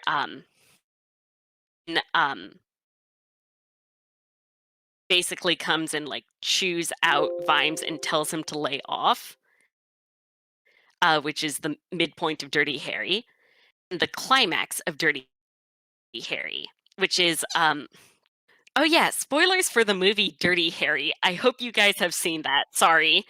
Um The ship has fucking sailed. I'd like. I think I don't. I think anything older than 10 years, you don't have to give a spoiler warning for. This is my I opinion. think it depends on the obscurity Dirty and Harry how is not vital. obscure. Yes, yes. Um anyway, where Dirty Harry even after he has been dismissed from the police force, um follows down this murderer and um and kills him and then throws his badge away into the water. Yeah. Um there's a scene inside of Men at Arms that mirrors or kind of like in conversation at that scene where Vimes retires basically is officially like retired at after a certain time and like removes his badge and and is ready to drop it and kill this guy as soon as the yeah, bells stop tolling. Yeah, This, as soon this as he is is no longer officially a cop. this is the other action movie. Do you know what it is? Oh. This is for a few dollars more. This Oh. is a Sergio Leone. Sergio Leone has a very famous scene from For a Few Dollars More where So starring Clint Eastwood. um where they're waiting for the bells to stop ringing to kill each other or to kill this guy, and he has to, and specifically he has to wait extra because somebody has a pocket watch. Like Oh. they're like an exact mirror. Um, which I thought was like, which really delighted me. But you know, he loves this, and it's Mhm. it's really interesting. Yeah. Um,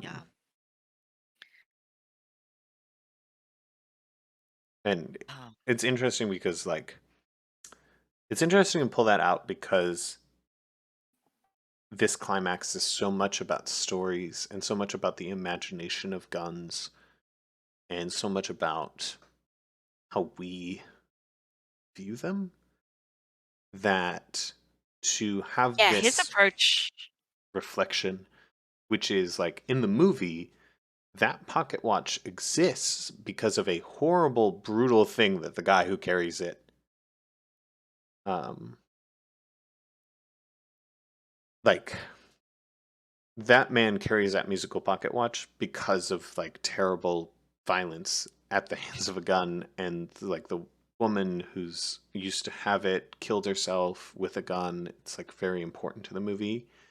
And so to mirror these against each other is a total, it's, I mean, it's really cool. And it's a little thing, right? Like you don't lose anything by not knowing that, but it is such a delightful reward if you do. Yeah, I might watch A Few Dollars More tonight. You should. It was a great movie. Yeah. Fucking love a spaghetti western. Um, Yeah, and spaghetti westerns are my weakness. One of my weak points. I haven't watched enough of those. I know it's so crazy that you haven't watched every Sergio Leone movie given your whole steez, but um, you know, that's it's the dollars. It's the dollars trilogy. It's you should everyone should watch it. Everyone should watch it. Yeah.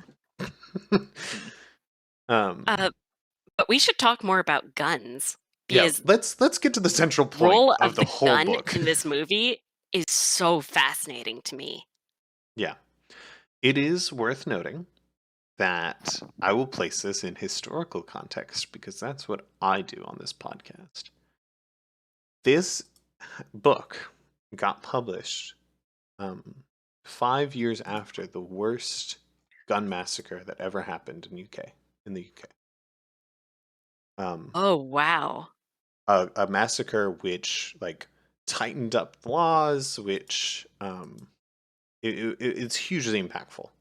This guy, it's called the Hungerford Massacre, 1987. This book came out 1993. So sorry, 6 years. He shot 16, or he killed 16 people and injured more than 15 others. Mhm. They never established a reason because he killed himself and he didn't have like a manifesto or anything like that. This is the truest version of senseless violence, is that this man, semi-automatic handguns, killed a lot of people and killed himself, and there was no reason given. They never even guessed at it. Um, Yeah. and so Terry absolutely was thinking about this when he wrote this book. Oh, he was definitely thinking about gun control and the language around gun control because there's this. Okay, I should mention that a running thread throughout the book is the idea that this gun is almost a force unto itself. It possesses people, it takes them over, and it feeds off of their violence and their desires. It Yeah. pushes them to commit acts of violence. Yes. Yeah. There is a scene in this book where the at the what the time was an unknown killer is in his room, basically like talking to himself and conversing with the gun. Um, Hmm. and Guns don't kill people, people kill people. yes, he specifically he's talking back and forth either to himself or the gun or to the gun itself, and it is never made explicit which. Um, and he says they say it was only a beggar girl in the guild. And the gun responds, "Well, what of it? She was a target of opportunity. That was not my fault. That was your fault. I am merely the gun. Guns don't kill people. People kill people." Yeah. And guns don't kill people. People kill people. It's like an NRA slogan. Yeah. And I mean, it's a widely, we see it as NRA, but that idea existed then And and part it of has that in is the like UK. burn America. Yeah, no, I know, but it's important. But like, Yeah. it's not just the NRA. They got their own guys who say and make the same arguments. We often think of whatever law has been around since we were born as the infinite law, but like guns weren't banned in the UK at this point. Oh, I did not know that. Yeah, that To be exactly. honest, I said it was an NRA slogan because I thought it was like my experience with it is seeing it on like NRA bumper stickers. Yeah, I absolutely. didn't And realize it was a that's why I have to correct it. Guns weren't fully banned in the UK at this point. Um, that massacre, it pushed a lot of further gun control in, but they didn't do everything. Specifically, the semi-automatic pistols that this man in this massacre used to kill people were not affected by the gun laws that passed in response to his killings, and rifles weren't either. Neither were shotguns. They had to get a certificate finally, but that was it. Guns were still Hmm. very much around after this massacre. They didn't just outright ban them. And so this was an argument that was happening around him. And that slogan and those ideas, they were part of the UK dialogue because that was the conversation they were having at the time. And he was prescient. He was right because a little bit after the publication of this book in 1996, 3 years after the publication of this book, another massacre with almost the same body count would happen in the UK. And that is really what pushed the further completion of gun control laws. And like this was his plea in between these two horrific, terrible massacres to just like do something, to stop arguing about bullshit and recognize that like this is a weapon of death. Literally, he makes it the weapon of a character named Death in his book. And they have this series of senseless deaths and this whole mystery because who could possibly understand killing like this? And, you know, um, I think he captures that kind of meaninglessness of those intentions too by killing Edward, by changing the reason why those people died and the reason why the gun was in use. I think he perfectly captures that there isn't a justification. It doesn't matter really why those people died. It only matters that they're dead, and that this yeah. thing can cause violence, and that it gives a man so much power. That scene where Edward Death, I think it's Edward, is looking out over the he's looking out from the tower. He's holding the gun and he's aiming down the sights and Oh, looking at people. that was Cruce's. Yeah, okay. I couldn't remember if it was Crucis Um, or Death at that point. yeah, Edward Diaz killed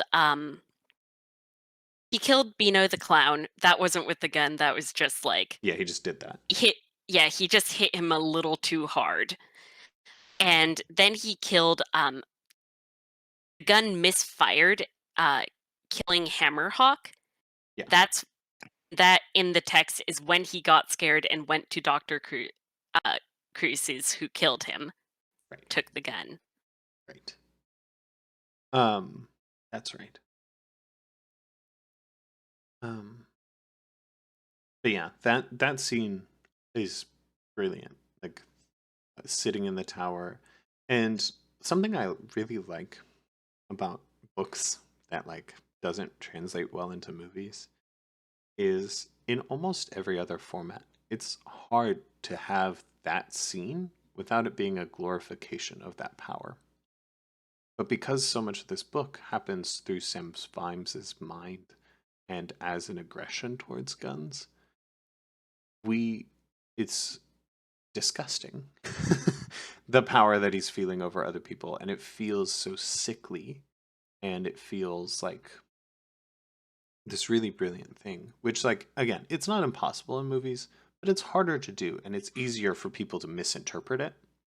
Whereas Yeah, that scene is visceral in its disgust and its um the loathsome nature of the person holding the gun, because it can look inside that yeah. person's mind, and because it can show us, wouldn't it be nice to just kill? How far away they are, how little and how weak, and how strong I am to be Yeah. holding it. Specifically, the idea of guns, like this book, yes, there are sick and unwell people. Edward Diaz is established early on to be like somebody who has like really bad vibes and is potentially dangerous and radical. He is a loner who's like has a sense of very serious grievance against the world and against society as it is set up. He's somebody who's kind of disconnected from reality and from people around him. Mhm. But at the same time, the gun, like the gun and the sun-like power and the detachment from the violence, the way that it gives you a sense of detachment from the violent acts that you're committing, the ability to commit many of them from a long distance, like changes them. Yeah. And oh yeah, before I move on, I want to read up a description of Edward Diaz's disconnect because I love it. I find it fascinating. It's that's where people get it wrong. Individuals aren't wait, no. It said later that he came under bad influences at this stage, but the secret of the history of Edward Diaz was that he came under no outside influences at all, unless you count all of those dead kings. He just came under the influence of himself. That's where people get it wrong. Individuals aren't naturally paid up members of the human race, except biologically. They need to be bounced around by the Brownian motion of society, which is a mechanism by which human beings constantly remind one another that they are, well, human beings. He was also spiraling inwards, as tends to happen in cases like this. think I think that is such like somebody who is constantly afraid of going crazy alone in my bedroom, knows people who have gone crazy alone in their bedroom, and to me that is like the best description of like doing that, or a really great description of doing that, Yeah. of the Some way you can just like drive yourself crazy. and move in spirals of thought over and over and over again until you hate everything. Yeah. I appreciated also that, like, at the end of the day, he doesn't um he doesn't paint Edward as being absolutely he he does do a good job of having that same general love for humanity that he has. Love not in approval, but in understanding, Yeah. you know. Edward is treated very empha- empathetically. I think a lot of writers are scared to treat who go mad and commit acts of violence with empathy. Yeah, and we should be careful about how we talk about it too, because there's differences. It's empathy in that Edward Dieth is human, not empathy for his actions. Because you and I talk a lot about the glorification of killers and how that has Yes. affected our I society feel like at our the generation exact in time. particular has like spent a lot of time like marinating in like serial killer worship and in worship of like the glorification of school shooters. I think in Yeah. particular, it's Yes. like Yeah. really Columbine is what we harmful. talk about a lot. And we also talk about Yeah. Hannibal. Yeah. And this book And I think like, lines up with that timeline that we have talked about many times very, very well. Um, oh this God, yeah. this book came out in 1993. Um, you know, this is the time we're talking about. Hannibal Lecter, first appearance 1988, movie 1991. We are in, when this book is released, the era of, oh, the school shooter was kicked at school, and so it's fine that he killed all those people. He doesn't do Yeah. that. He recognizes that Edward is human and that there are reasons that he's done these things, and At the that same these are time, truly evil things to kill. yeah, like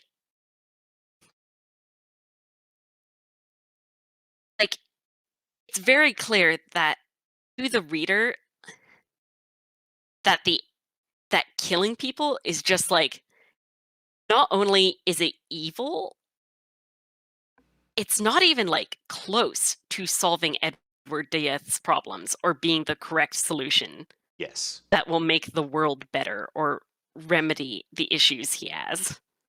And if you are somebody listening to this, you might be saying like, well, fucking of course not, nobody like does that. But the real truth is if you sit down and you look at how we've painted so many serial killers as intensely competent and intensely reasonable, and they just do this thing, we glorify them. And he is a careful writer, and he does not do that at all. And that is For, a s- true feat. for a specific context, I'm somebody who kind of grew up in geek communities and in like goth communities. Both of my all of my older siblings were goths and they were really into geekdom. And um so I like saw this happening from a very young age where because like people in all communities were so closely associated with like school shooters. Like there is this idea that anybody wearing like a black trench coat was a potential school shooter. This sort of like weird um sympathy and like hero worship of the Columbine shooters arose, Yes. where there is this idea that like, yeah, it's horrible and it's tragic, but at the same time they were driven to it by bullies. And anyway, isn't there some like kind of justice in killing the people that torment you? I think this like attitude and this weird way that like geeks, outcast, and bullies, the bullied and misfits were like kind of forcefully associated with Columbine led to this really culture around Columbine, and this really I'm not being terribly articulate here, but But I think I get what you're saying, and I think there that is a mythology around school shooting that I think really fucked up a lot of people in my generation. well, and especially to be honest, the generation just before us, like Yeah. you know, um, I think both of us are more aware of it because we have older siblings. Um, Yeah. Specifically Specifically older siblings with siblings. a large age gap between us. um, Yeah, and siblings who I think were bullied or socially ostracized in school. yes, yeah, and you know, at least for me, my parents are younger. They're Gen Xers, they're like hardcore Gen X, like late Gen Xers, which means that they were like 12 when all 1992 ish. Um, Holy shit, your parents are really young. they're really quite young. And like this was a big thing for Gen X. For Gen X kids, late Gen X kids, um, this school shooter glorification was something that was like really impactful. And the conversation around Columbine, if you were born in 1980, I will never forgive the press for how badly they fucked up Columbine coverage. It's too big to go into on this podcast, but they ballsed it up on every level and created a culture of mass shooting that affects us to this day. yeah, and I think it started before Columbine, and you and I could talk about it on a podcast for 9 hours. So we won't. Yeah. But if you are if you are a person who would listen to this kind of podcast, you should start thinking about it. You should start looking into it because it's a nightmare. And I think you will understand more about the situation we are in now if you start thinking about how we have started worshiping serial killers and the Yeah. mass shooters and And the way that the people who incel catch them. culture, yeah, and the way that incel culture is kind of a direct evolution of specifically school shooter Yep. hero worship. Yep. And the incel movement has in turn led to a lot of mass shootings of its own. Yeah, In specifically turn have been because of this background. yes. Yes. Um Speaking of which, the last mass shooting that happened in the UK was an incel mass shooting.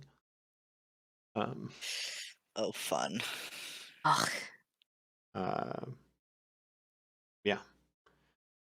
So I do think Terry Pratchett handles it very well, where he shows us how somebody could become like this. And I think he does a good job of accurately showing the process, if a fantasy version of it, of you turn inwards, you isolate yourself, you spiral into your obsessions. Yeah. And you kind of forget that other people also have internal lives and internal struggles. Yeah, and, it's not just we see the effect of that death, with Hammerhawk, we see how, Vimes trying to,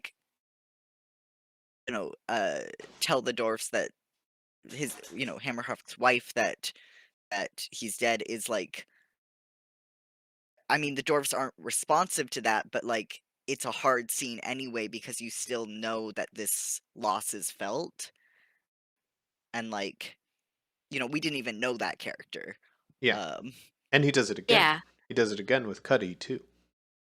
hmm, yeah. I Incredible thing about the scene with the dwarfs not only how an act of irrevocable violence has occurred, but the fact that it was clearly going to cause more violence Yeah. because You know, because the dwarfs do not have confidence that they will receive justice. Yes. They very clearly intend to take retribution for himself, and he feels powerless to stop it. Yes. Yeah. It's a brilliant scene. It's a brilliant scene. And I mean, we've talked about immigrants and being an immigrant a lot, but it is extremely relevant to this book. And I love that he has tied these two themes together. Not in an uncruel way. Like, it's part of dealing with the fact that he's writing a cop novel for him, that these people are immigrants and that they're right most of the time. They wouldn't get any help. And why would they expect it? And he's kind to that in a way that like is honest, which is like, ah, of course they want to take retribution. Nobody has ever looked out for them. Of course Yeah. they're going to take these Yes. things into their own hands. You know, even if Yeah. they do They it are wrong aware. because they're mobs, but Yeah. They are fully aware that they are not human and therefore will not their lives are not considered as important yeah. to like and it the systems of government. And the book proves them right too. Like, to some extent, without the flashback, Hammerhawk's death is not a central thrust of this investigation. is, you know, it does show really well how like the dwarves and the trolls are constantly fighting. They still obviously have more in common with each other within this city than either of them do with like humans. And like they are both treated in many ways the same way um by humans and like, you know, depersonified in the same way. Um which is interesting. I want to talk kind of a bit about Cuddy and Detritus because I do Yes, we are think at like the perfect place to start yeah, talking yeah. about cutting Um detritus. and I love like and the thing is this book gives Detritus specifically the most, you know, character development you ever see of him. Like you know, going on out, like you don't see as much of Detritus as you do in this book. Um, and like you know, Good and that kind of makes me really detritus stuff sad. and thud as Yeah, well. y- yeah, and like that's true, that's true. But But that's 10 like years. yeah, that's 10 years away. But like, I'm kind of like I understand why they killed Cuddy because like someone had to die to make an impact in that sort of way. But I'm also like really sad of the missed potential, I guess, of seeing how that relationship would develop throughout the future books because you saw like you through their interactions you were able to see a lot of them of Cuddy and Detritus and like develop them a lot and you don't have that anymore with Detritus like because you don't have someone who bounces off so well. Yeah, you don't have a um direct parallel later for yeah, Detritus. Yeah, I think the Yeah. whole troll dwarf storyline was super interesting because I think its central thrust is really this question of, yes, these people fight, but in what ways does the city and how it's run trap them in that cycle? How does Hammerhawk's Yes. death not being investigated cause the people on the streets to take justice into their own hands? And yeah, and it grapples with what is the real change that needs to occur for that to not be true. What is the Yes. because that violence is only stopped by the fact that they radically changed the system in response to it. And that violence will come up again in other books, and he will talk about the same central thrust, that there are real things within the city that are disadvantaging these people, and that is what is causing them to have this attachment to this violence to each other. You know, he often says with his words in the book that it is just a violence that they have because of violence sake. But he consistently shows that that violence is perpetuated by the circumstances that those people live in, the city and the situation that, And it's so, Holy shit. and it I is, just made an obvious connection. okay. Oh man, this book came out in 1993. Yeah. You know what happened in 1992? What happened in 1992? The beating of Rodney King and the LA riots. That is interesting. I wonder when he was. Specifically, like how the cops herded protesters into Koreatown, Yeah. Jesus being God. like basically forcefully pitting two minorities against each other. Yeah. and that's sort of what we're getting into is segmentation and how it is used by this system. Like segmentation is used by this big system of power so much. And it's an interesting parallel because Terry Pratchett like says, you know, like with this specific fantasy conflict, like uh Terry Pratchett says like, this is an ancient feud and like, they're going at each other anyway, but like actual segmentation happens so deliberately by these like powerful forces of systems that the invention of being white and being black, it was to stop um uprisings because there were so many people who were being oppressed that they had to split them up and start making them oppress each other. Like this is such a huge part of how our world works, like, and to this day, like, it's still, Mexicans are coming in and stealing white people's jobs, like it is such a tool of power at, I don't know, it's an interesting parallel. um Yeah. I mean, I think that this kind of thing is what is so. God, I mean, I think that on many levels, Terry Pratchett himself does not truly understand those things. hmm, But yeah. he has such an abiding understanding of people and an abiding love for them. And that is so critical. It's love because he always takes the kindest look at them. He always assumes that people are trying their best. And they really are. Um that he entirely, I don't think he truly understands that himself. I don't think he truly understands that policing systems perpetuate violence against each other. But when he writes a story about police and about immigrants, that is what comes up. And that is how he solves it, because that is the truth of the thing.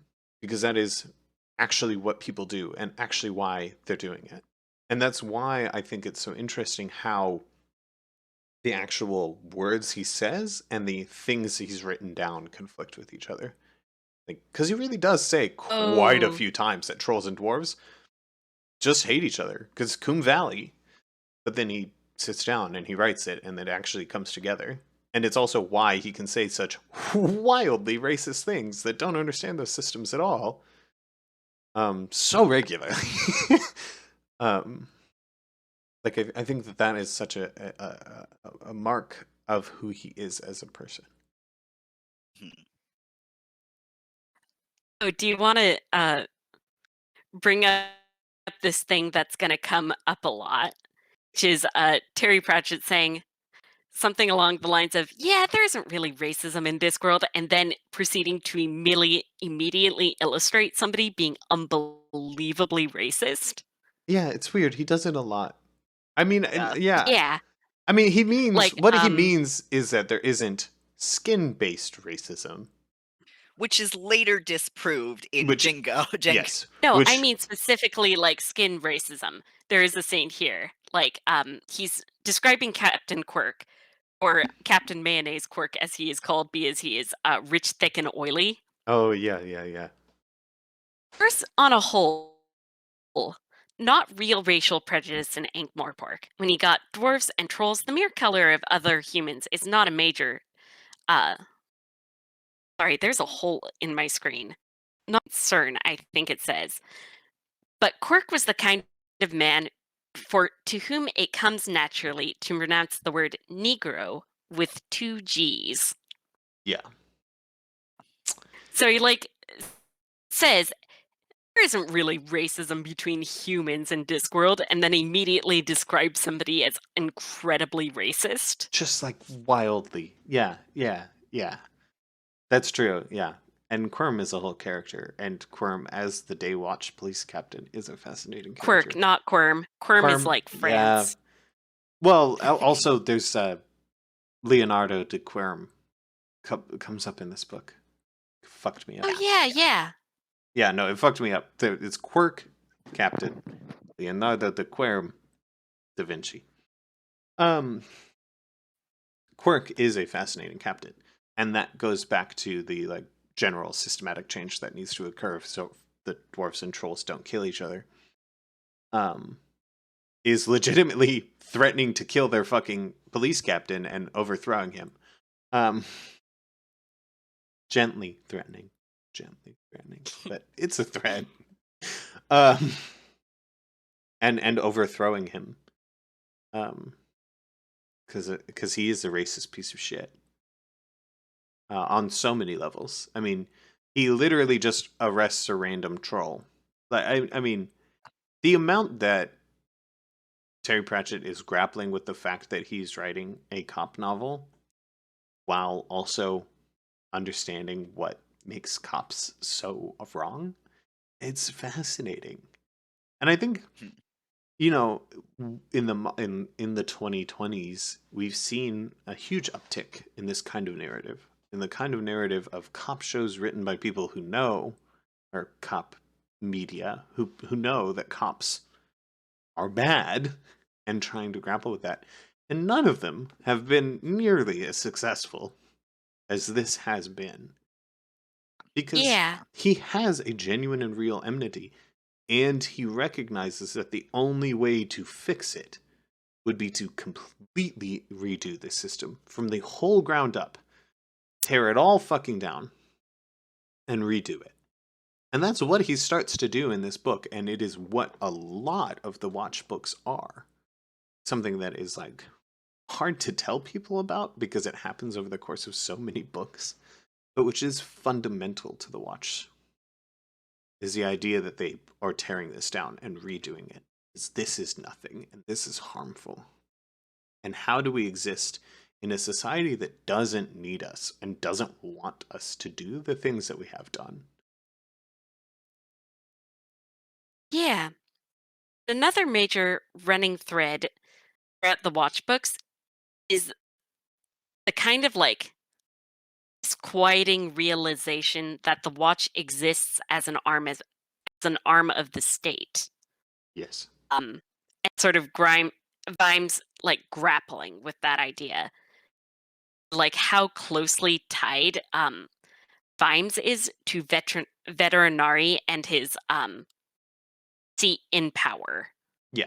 And oh my god, we will get to that conversation on the next Watch book, but is it the next Watch book where he arrests him? I don't think that was Feet of Clay. No. Feet of Clay is I think it's it might be way later. But yeah, he grapples with that a lot, and it is one of the best parts of the whole series is Vimes hating and not wanting to be Vetinari's toy soldier, and his job being Vetinari's toy soldier, and how he breaks that and how he fights against that, and the ways it breaks him in this book specifically. It breaks him. It breaks him to be Vetinari's toy soldier. He Yeah, relapses and he breaks but down.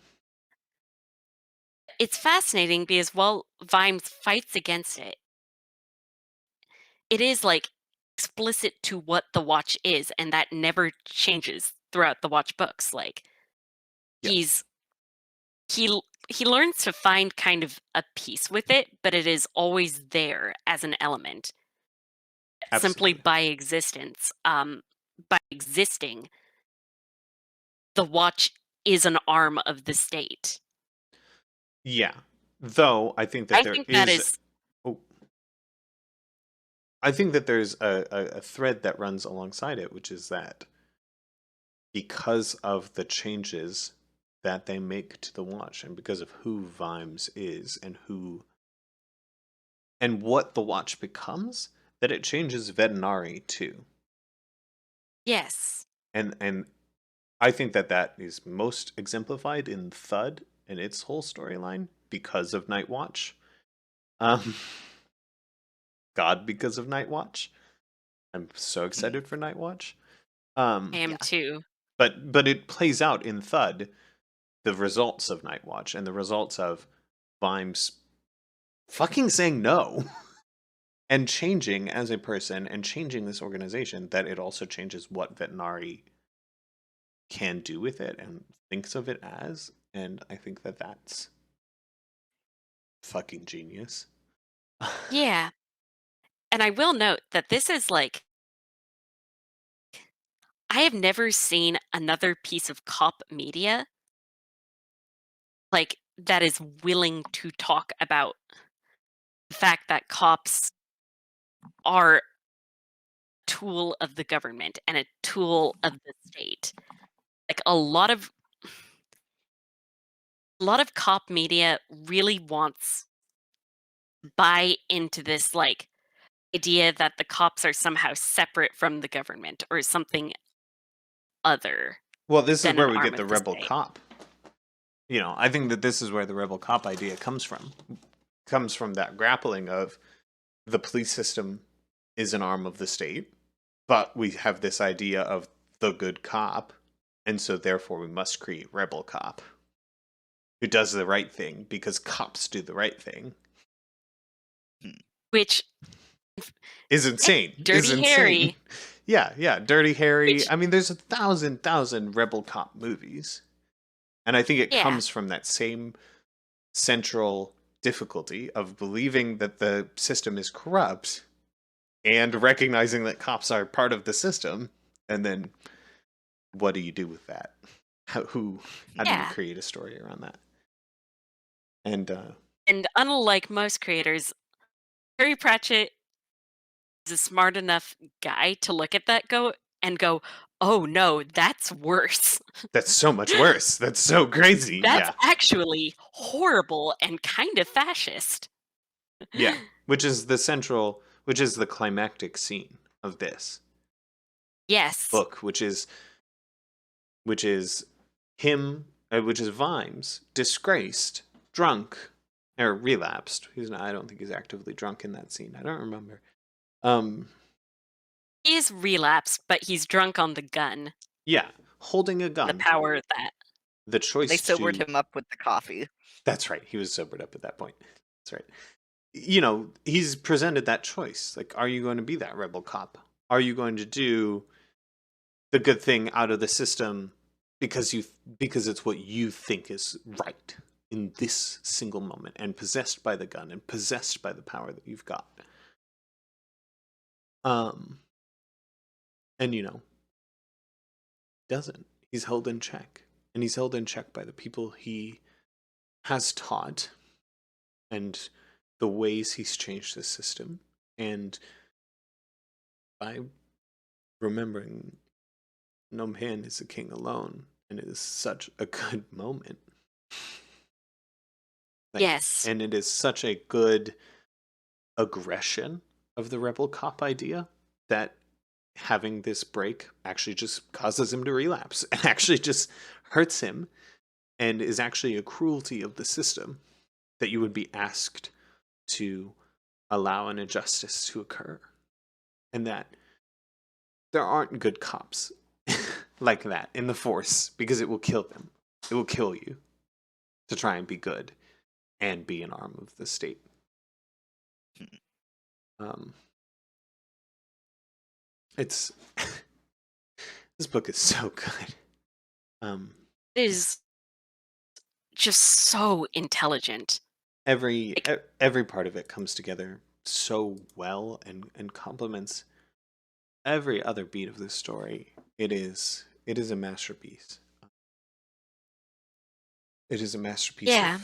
of copywriting, of Ankh-Morpork mysteries, and just of writing in general. It, it's I mean it's incredible. um, Oh, I want to go back a little bit all and right, but talk about this has again. to be our last subject. Oh no, it can't be. There's so much to talk about. Okay. Yes, which is why we've been doing it for 2.5 hours. It's 9 Oh God. p.m. God. Anyway, back to like the immigration. Um, so much of this story hinges on culture and the idea that not everything means the same thing to everyone else. Yes. Like, one thing that comes up is that most people think like trolls are unable to count because they always go like one, two, I think it's one too many or like, Yeah, they use a yeah, base 2 system. yeah. And Hmm, hmm. constant misconception. They're like I'm sorry. constantly treated as being like It's dumb base 3. because nobody has like figured out that this is how they do things. Yeah. Yeah. Mm. It's actually base 3. I got it wrong. 0, 1, 2, mini O. Or mini 1, mini 2, mini. It's actually When base in 3 system. reality, like detritus is just as capable as counting as anyone else, Yes. just as long as like there isn't this weird translation issue. Yes. And the conditions for which he needs to succeed are different. Yeah. Yes.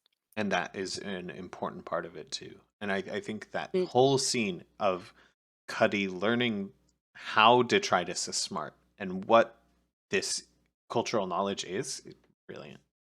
Brilliant. Hmm. Cuddy and Yes. detritus's interactions are so kind.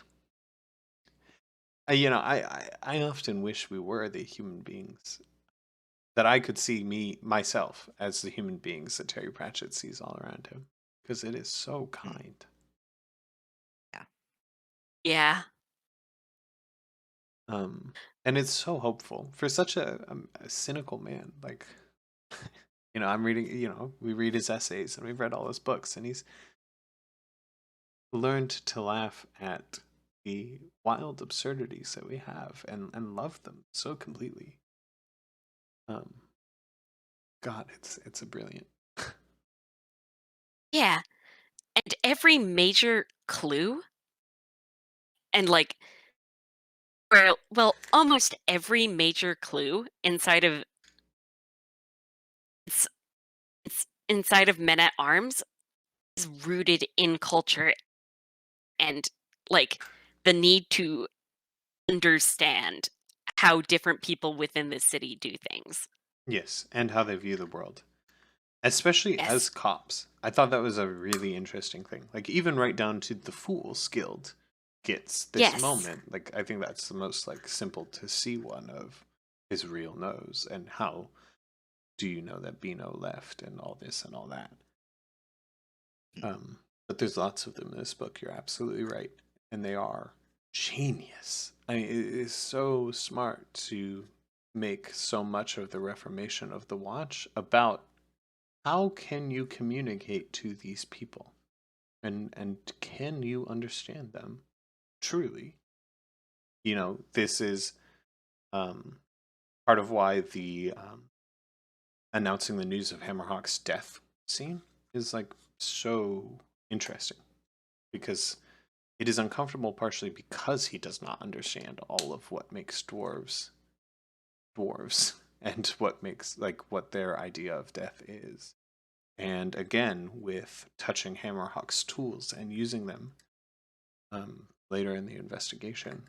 And there are so many scenes that are throughout the entire book that are along these lines. Genius. Just absolutely genius. The act of Cuddy making the cooling helmet. It's brilliant. Yeah. It's I'm so sad that doesn't come back again later. Yeah, It's such a waste. And that's, I just think there's so much potential that was wasted between Cuddy and Detritus and, the cooling helmet and, the how trolls work. Just because it doesn't come back in the other books because he leaves it in this book. Yeah. Though he does come back many, mean- many times to the idea of cold troll. And he puts Yeah, stuff he in the brings- pork the pork futures warehouse in specifically comes back, which I love. Yeah. I think his name is Coalface. Wait, no, not Coalface. No, Coalface is the one who was arrested. Mm, Cryozone or the something? Creosote? troll who is very good at acting like a human. The troll is very good. The crime Yeah. boss. Oh, it's creosote, I think it isn't was like Creosote. Yeah, that's No. No? Oh, it's not Creosote. That's the guy who rich as Creosote. I think it started with a P but was pronounced with an S. Yeah, I mean there's 1,800 characters in this book. Anyway, So anyway, hard. that character, that crime boss character, has his hideout in the pork future warehouses and later books. Yeah. Yeah, Or, and the not even Diamond a King of hideout, Trolls really, is there just too. Yeah. I like that there's this idea underpinning the watch books. If you only understand human culture, you do not understand the culture of the city. You just do not live in the same city as other people.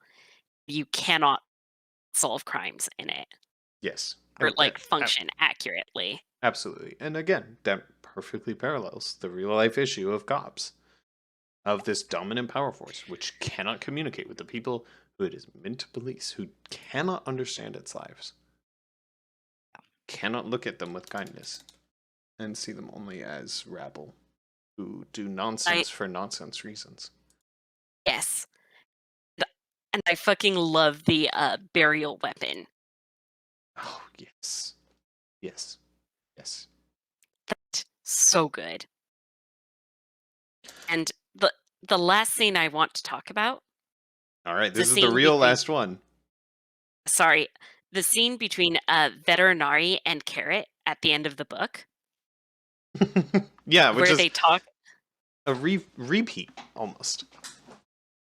Yes, it is specifically it's kind of like the same scene as the end of Guards, only with Carrot instead of with Vimes. Yeah. Wait, no, it was Was it with wasn't Vimes who read out the list in Guards. No, I wasn't talking about reading about the list. I was specifically talking about the scene where Veterinari and Carrot kind of obliquely share their perspectives on cities and how they are run and how they should be run. Oh, okay. Yeah. They talk about and Carrot brings up, oh, have you heard the term specifically when he talks about how he thinks Ankh-Morpork doesn't need a king and shouldn't have a king. He then immediately brightens up and says, oh, have you heard, do you know where the term policeman comes from? It comes from polis, man of the city. Veterinari nods and goes, Tell me, have you heard the term politician? Yeah. It was so good. Yeah. And then that's the end, right? That's the last line, right? They end the scene there, yeah. Yeah, I think so. Absolutely brilliant. I mean, a real delight. And the idea also that consistently the watch asks for nothing of him, like refuses to get these gifts, is just like so interesting. And again, it goes back to that difficulty of writing a cop novel and of being the like arm of the state that like fundamentally it's true. If all of their pay and all of their buildings and all of their what's it and who's it's came from Vetinari, that they wouldn't be able to resist him. And it is specifically a function of these books, which became necessary even from guards, that Vetinari doesn't like own all these buildings, and he isn't the only thing which props up the guards, which I think is fascinating Yeah. because it's not how the real system works, and it can't. And like it is a Yeah. fundamental problem with the system that this is true, and the only way you could get around it was having Vimes marry Sybil and become a fucking duke, which is insane.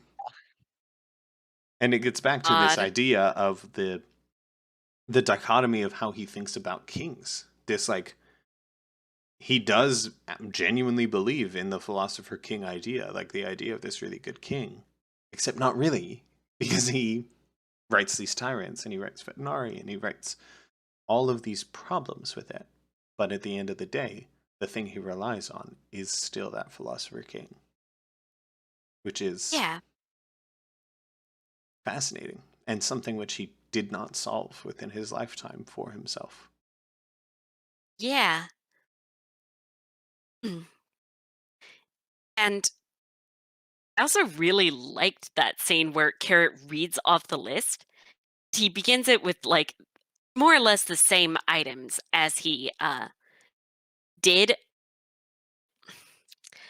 the previous book, only he ends it with like, "Oh yeah, of course we're going to need a second dartboard because you're going to be massively expanding the force and you're going to be giving us this many men and you're going to be giving us another building and expanding our abilities as a police force."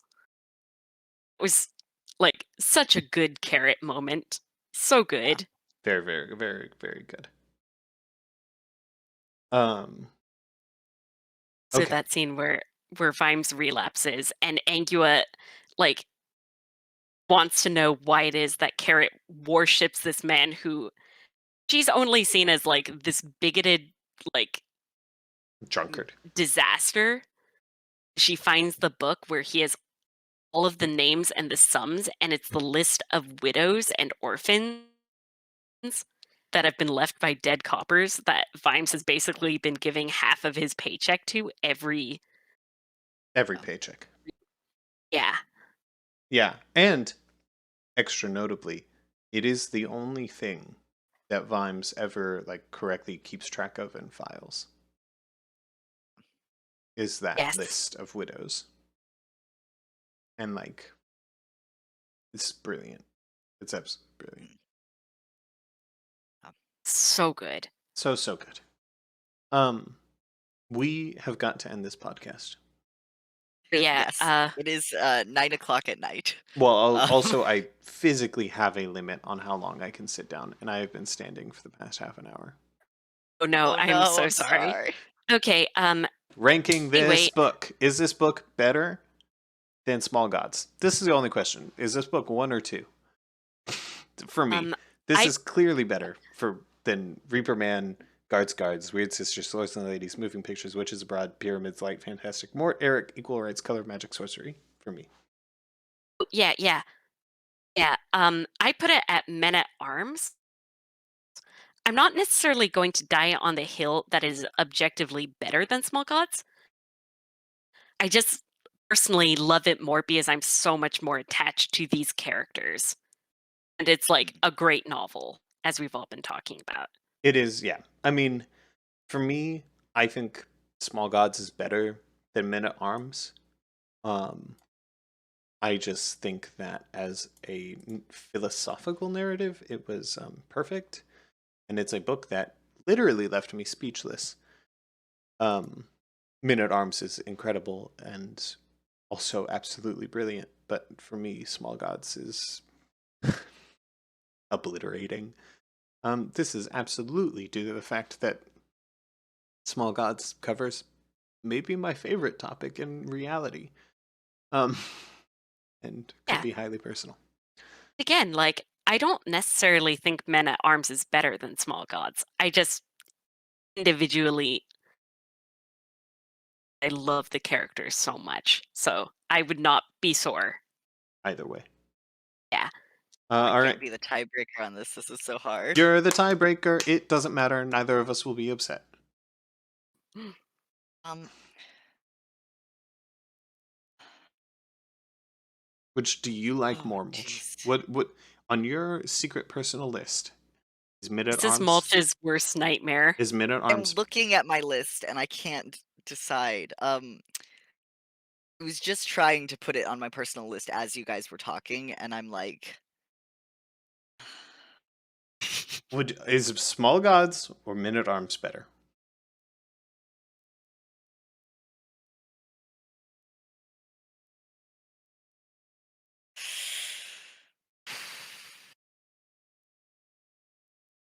I will reiterate that ranking masterpieces is an insane person thing to do and ultimately meaningless. So this action does not matter.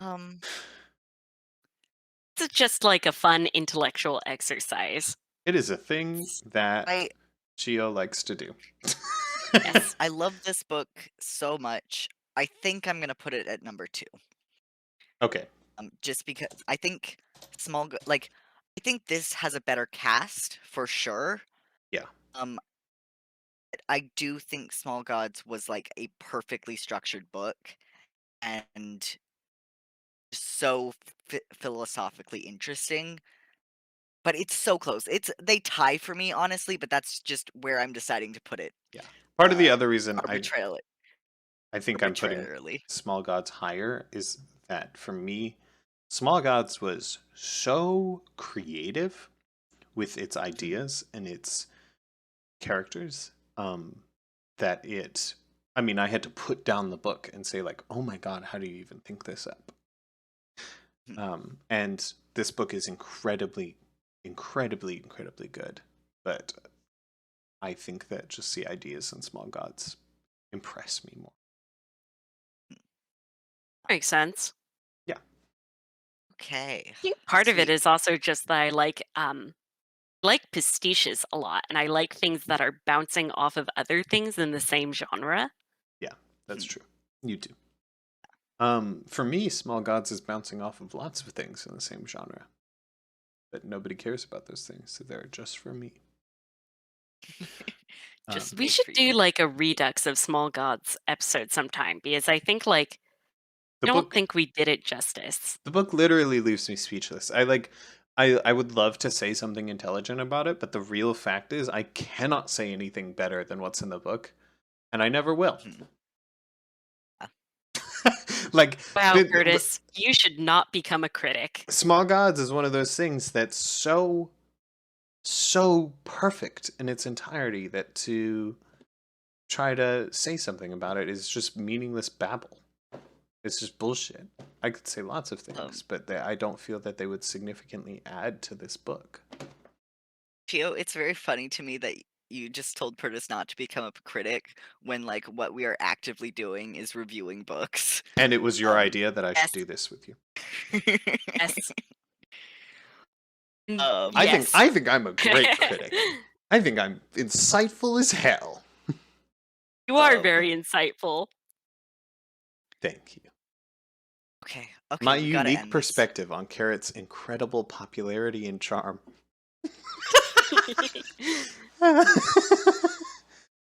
Okay. Listener, if you have listened to 2 hours of this podcast, maybe 2.5, we'll see what the final cut is. I love you. Thank you. Do you think the dog is Hitler? Yes, that's very important. We want Please your remember insight. to comment Hitler or not Hitler in the comment section of this podcast. I will note I was, while we were talking, doing my own research on general opinion on Big Fido, and I will say some people do agree. TV tropes lists Big Fido as a Hitler narrative.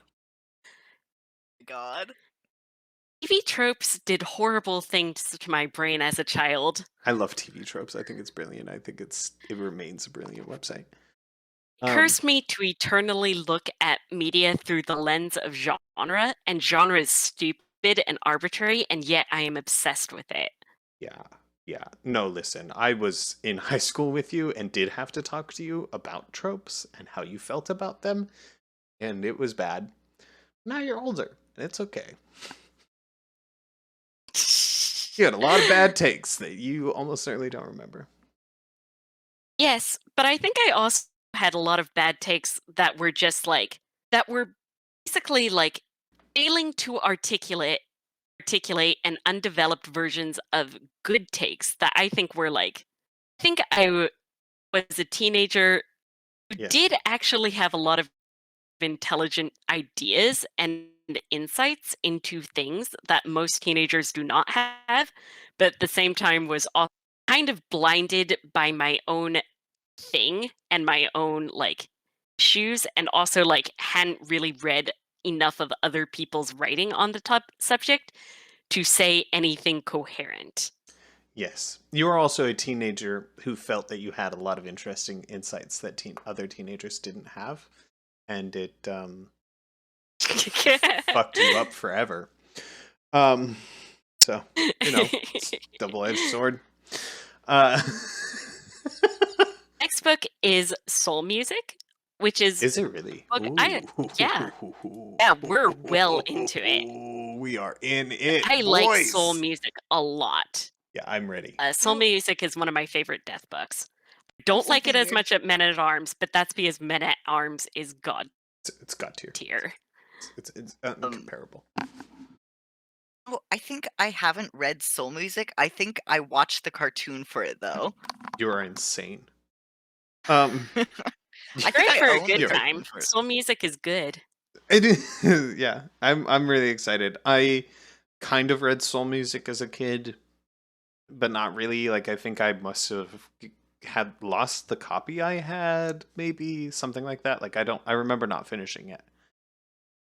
So I'm super excited for this. This will be, I think, a new death book, and also, yeah, I'm thrilled. And after that comes No, there's not nothing after looking that. forward to. No, there's nothing after Interesting Soul time. Music. No, shh. Quite possibly the most racist Discworld book. I mean, there's a lot of options. I think it is so racist that I have to listen to it with earbuds in because I'm scared of my dad walking into the room and hearing me listen to listen to hardcore racist shit. Yeah. Listening to full on Yellow Peril narrative. Yes. Full Yellow Peril narrative.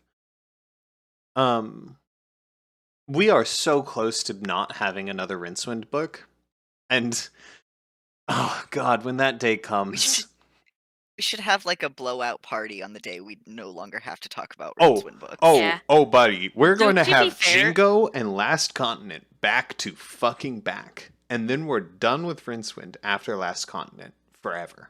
Hmm. He is not a No, main we're not. character. He's not a main character. Right? The Last Hero? The Last Continent. Last Hero is after The Last Continent. Didn't The Last so to Hero be release fair- as a comic? Don't we have to not read that one? No, I'm sorry to tell you that it is a full-on novel. It is illustrated. No, it's that one. Yeah. The good news is that The Last Hero is the best Rincewind book, the best books starring Rincewind by like a mile. It's also the shortest, right? Isn't it one of Yes, his shortest books? I think it is his shortest novel that is still a novel. Yeah.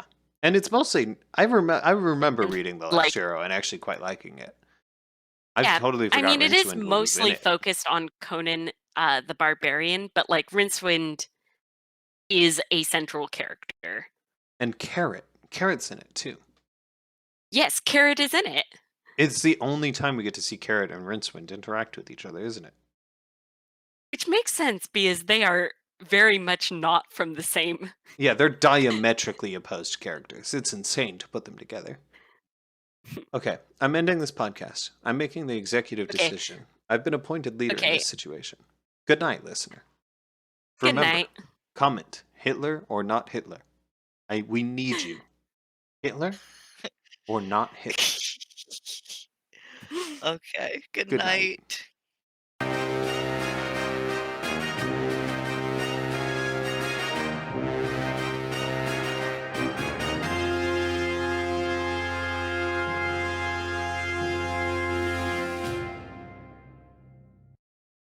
I always grab myself 2 water bottles before we start.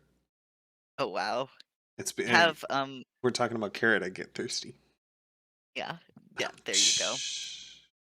I have coffee and a beer, Mm. which are normal things to combine. Well, Yeah, I was about to say you're right, putting them together, right?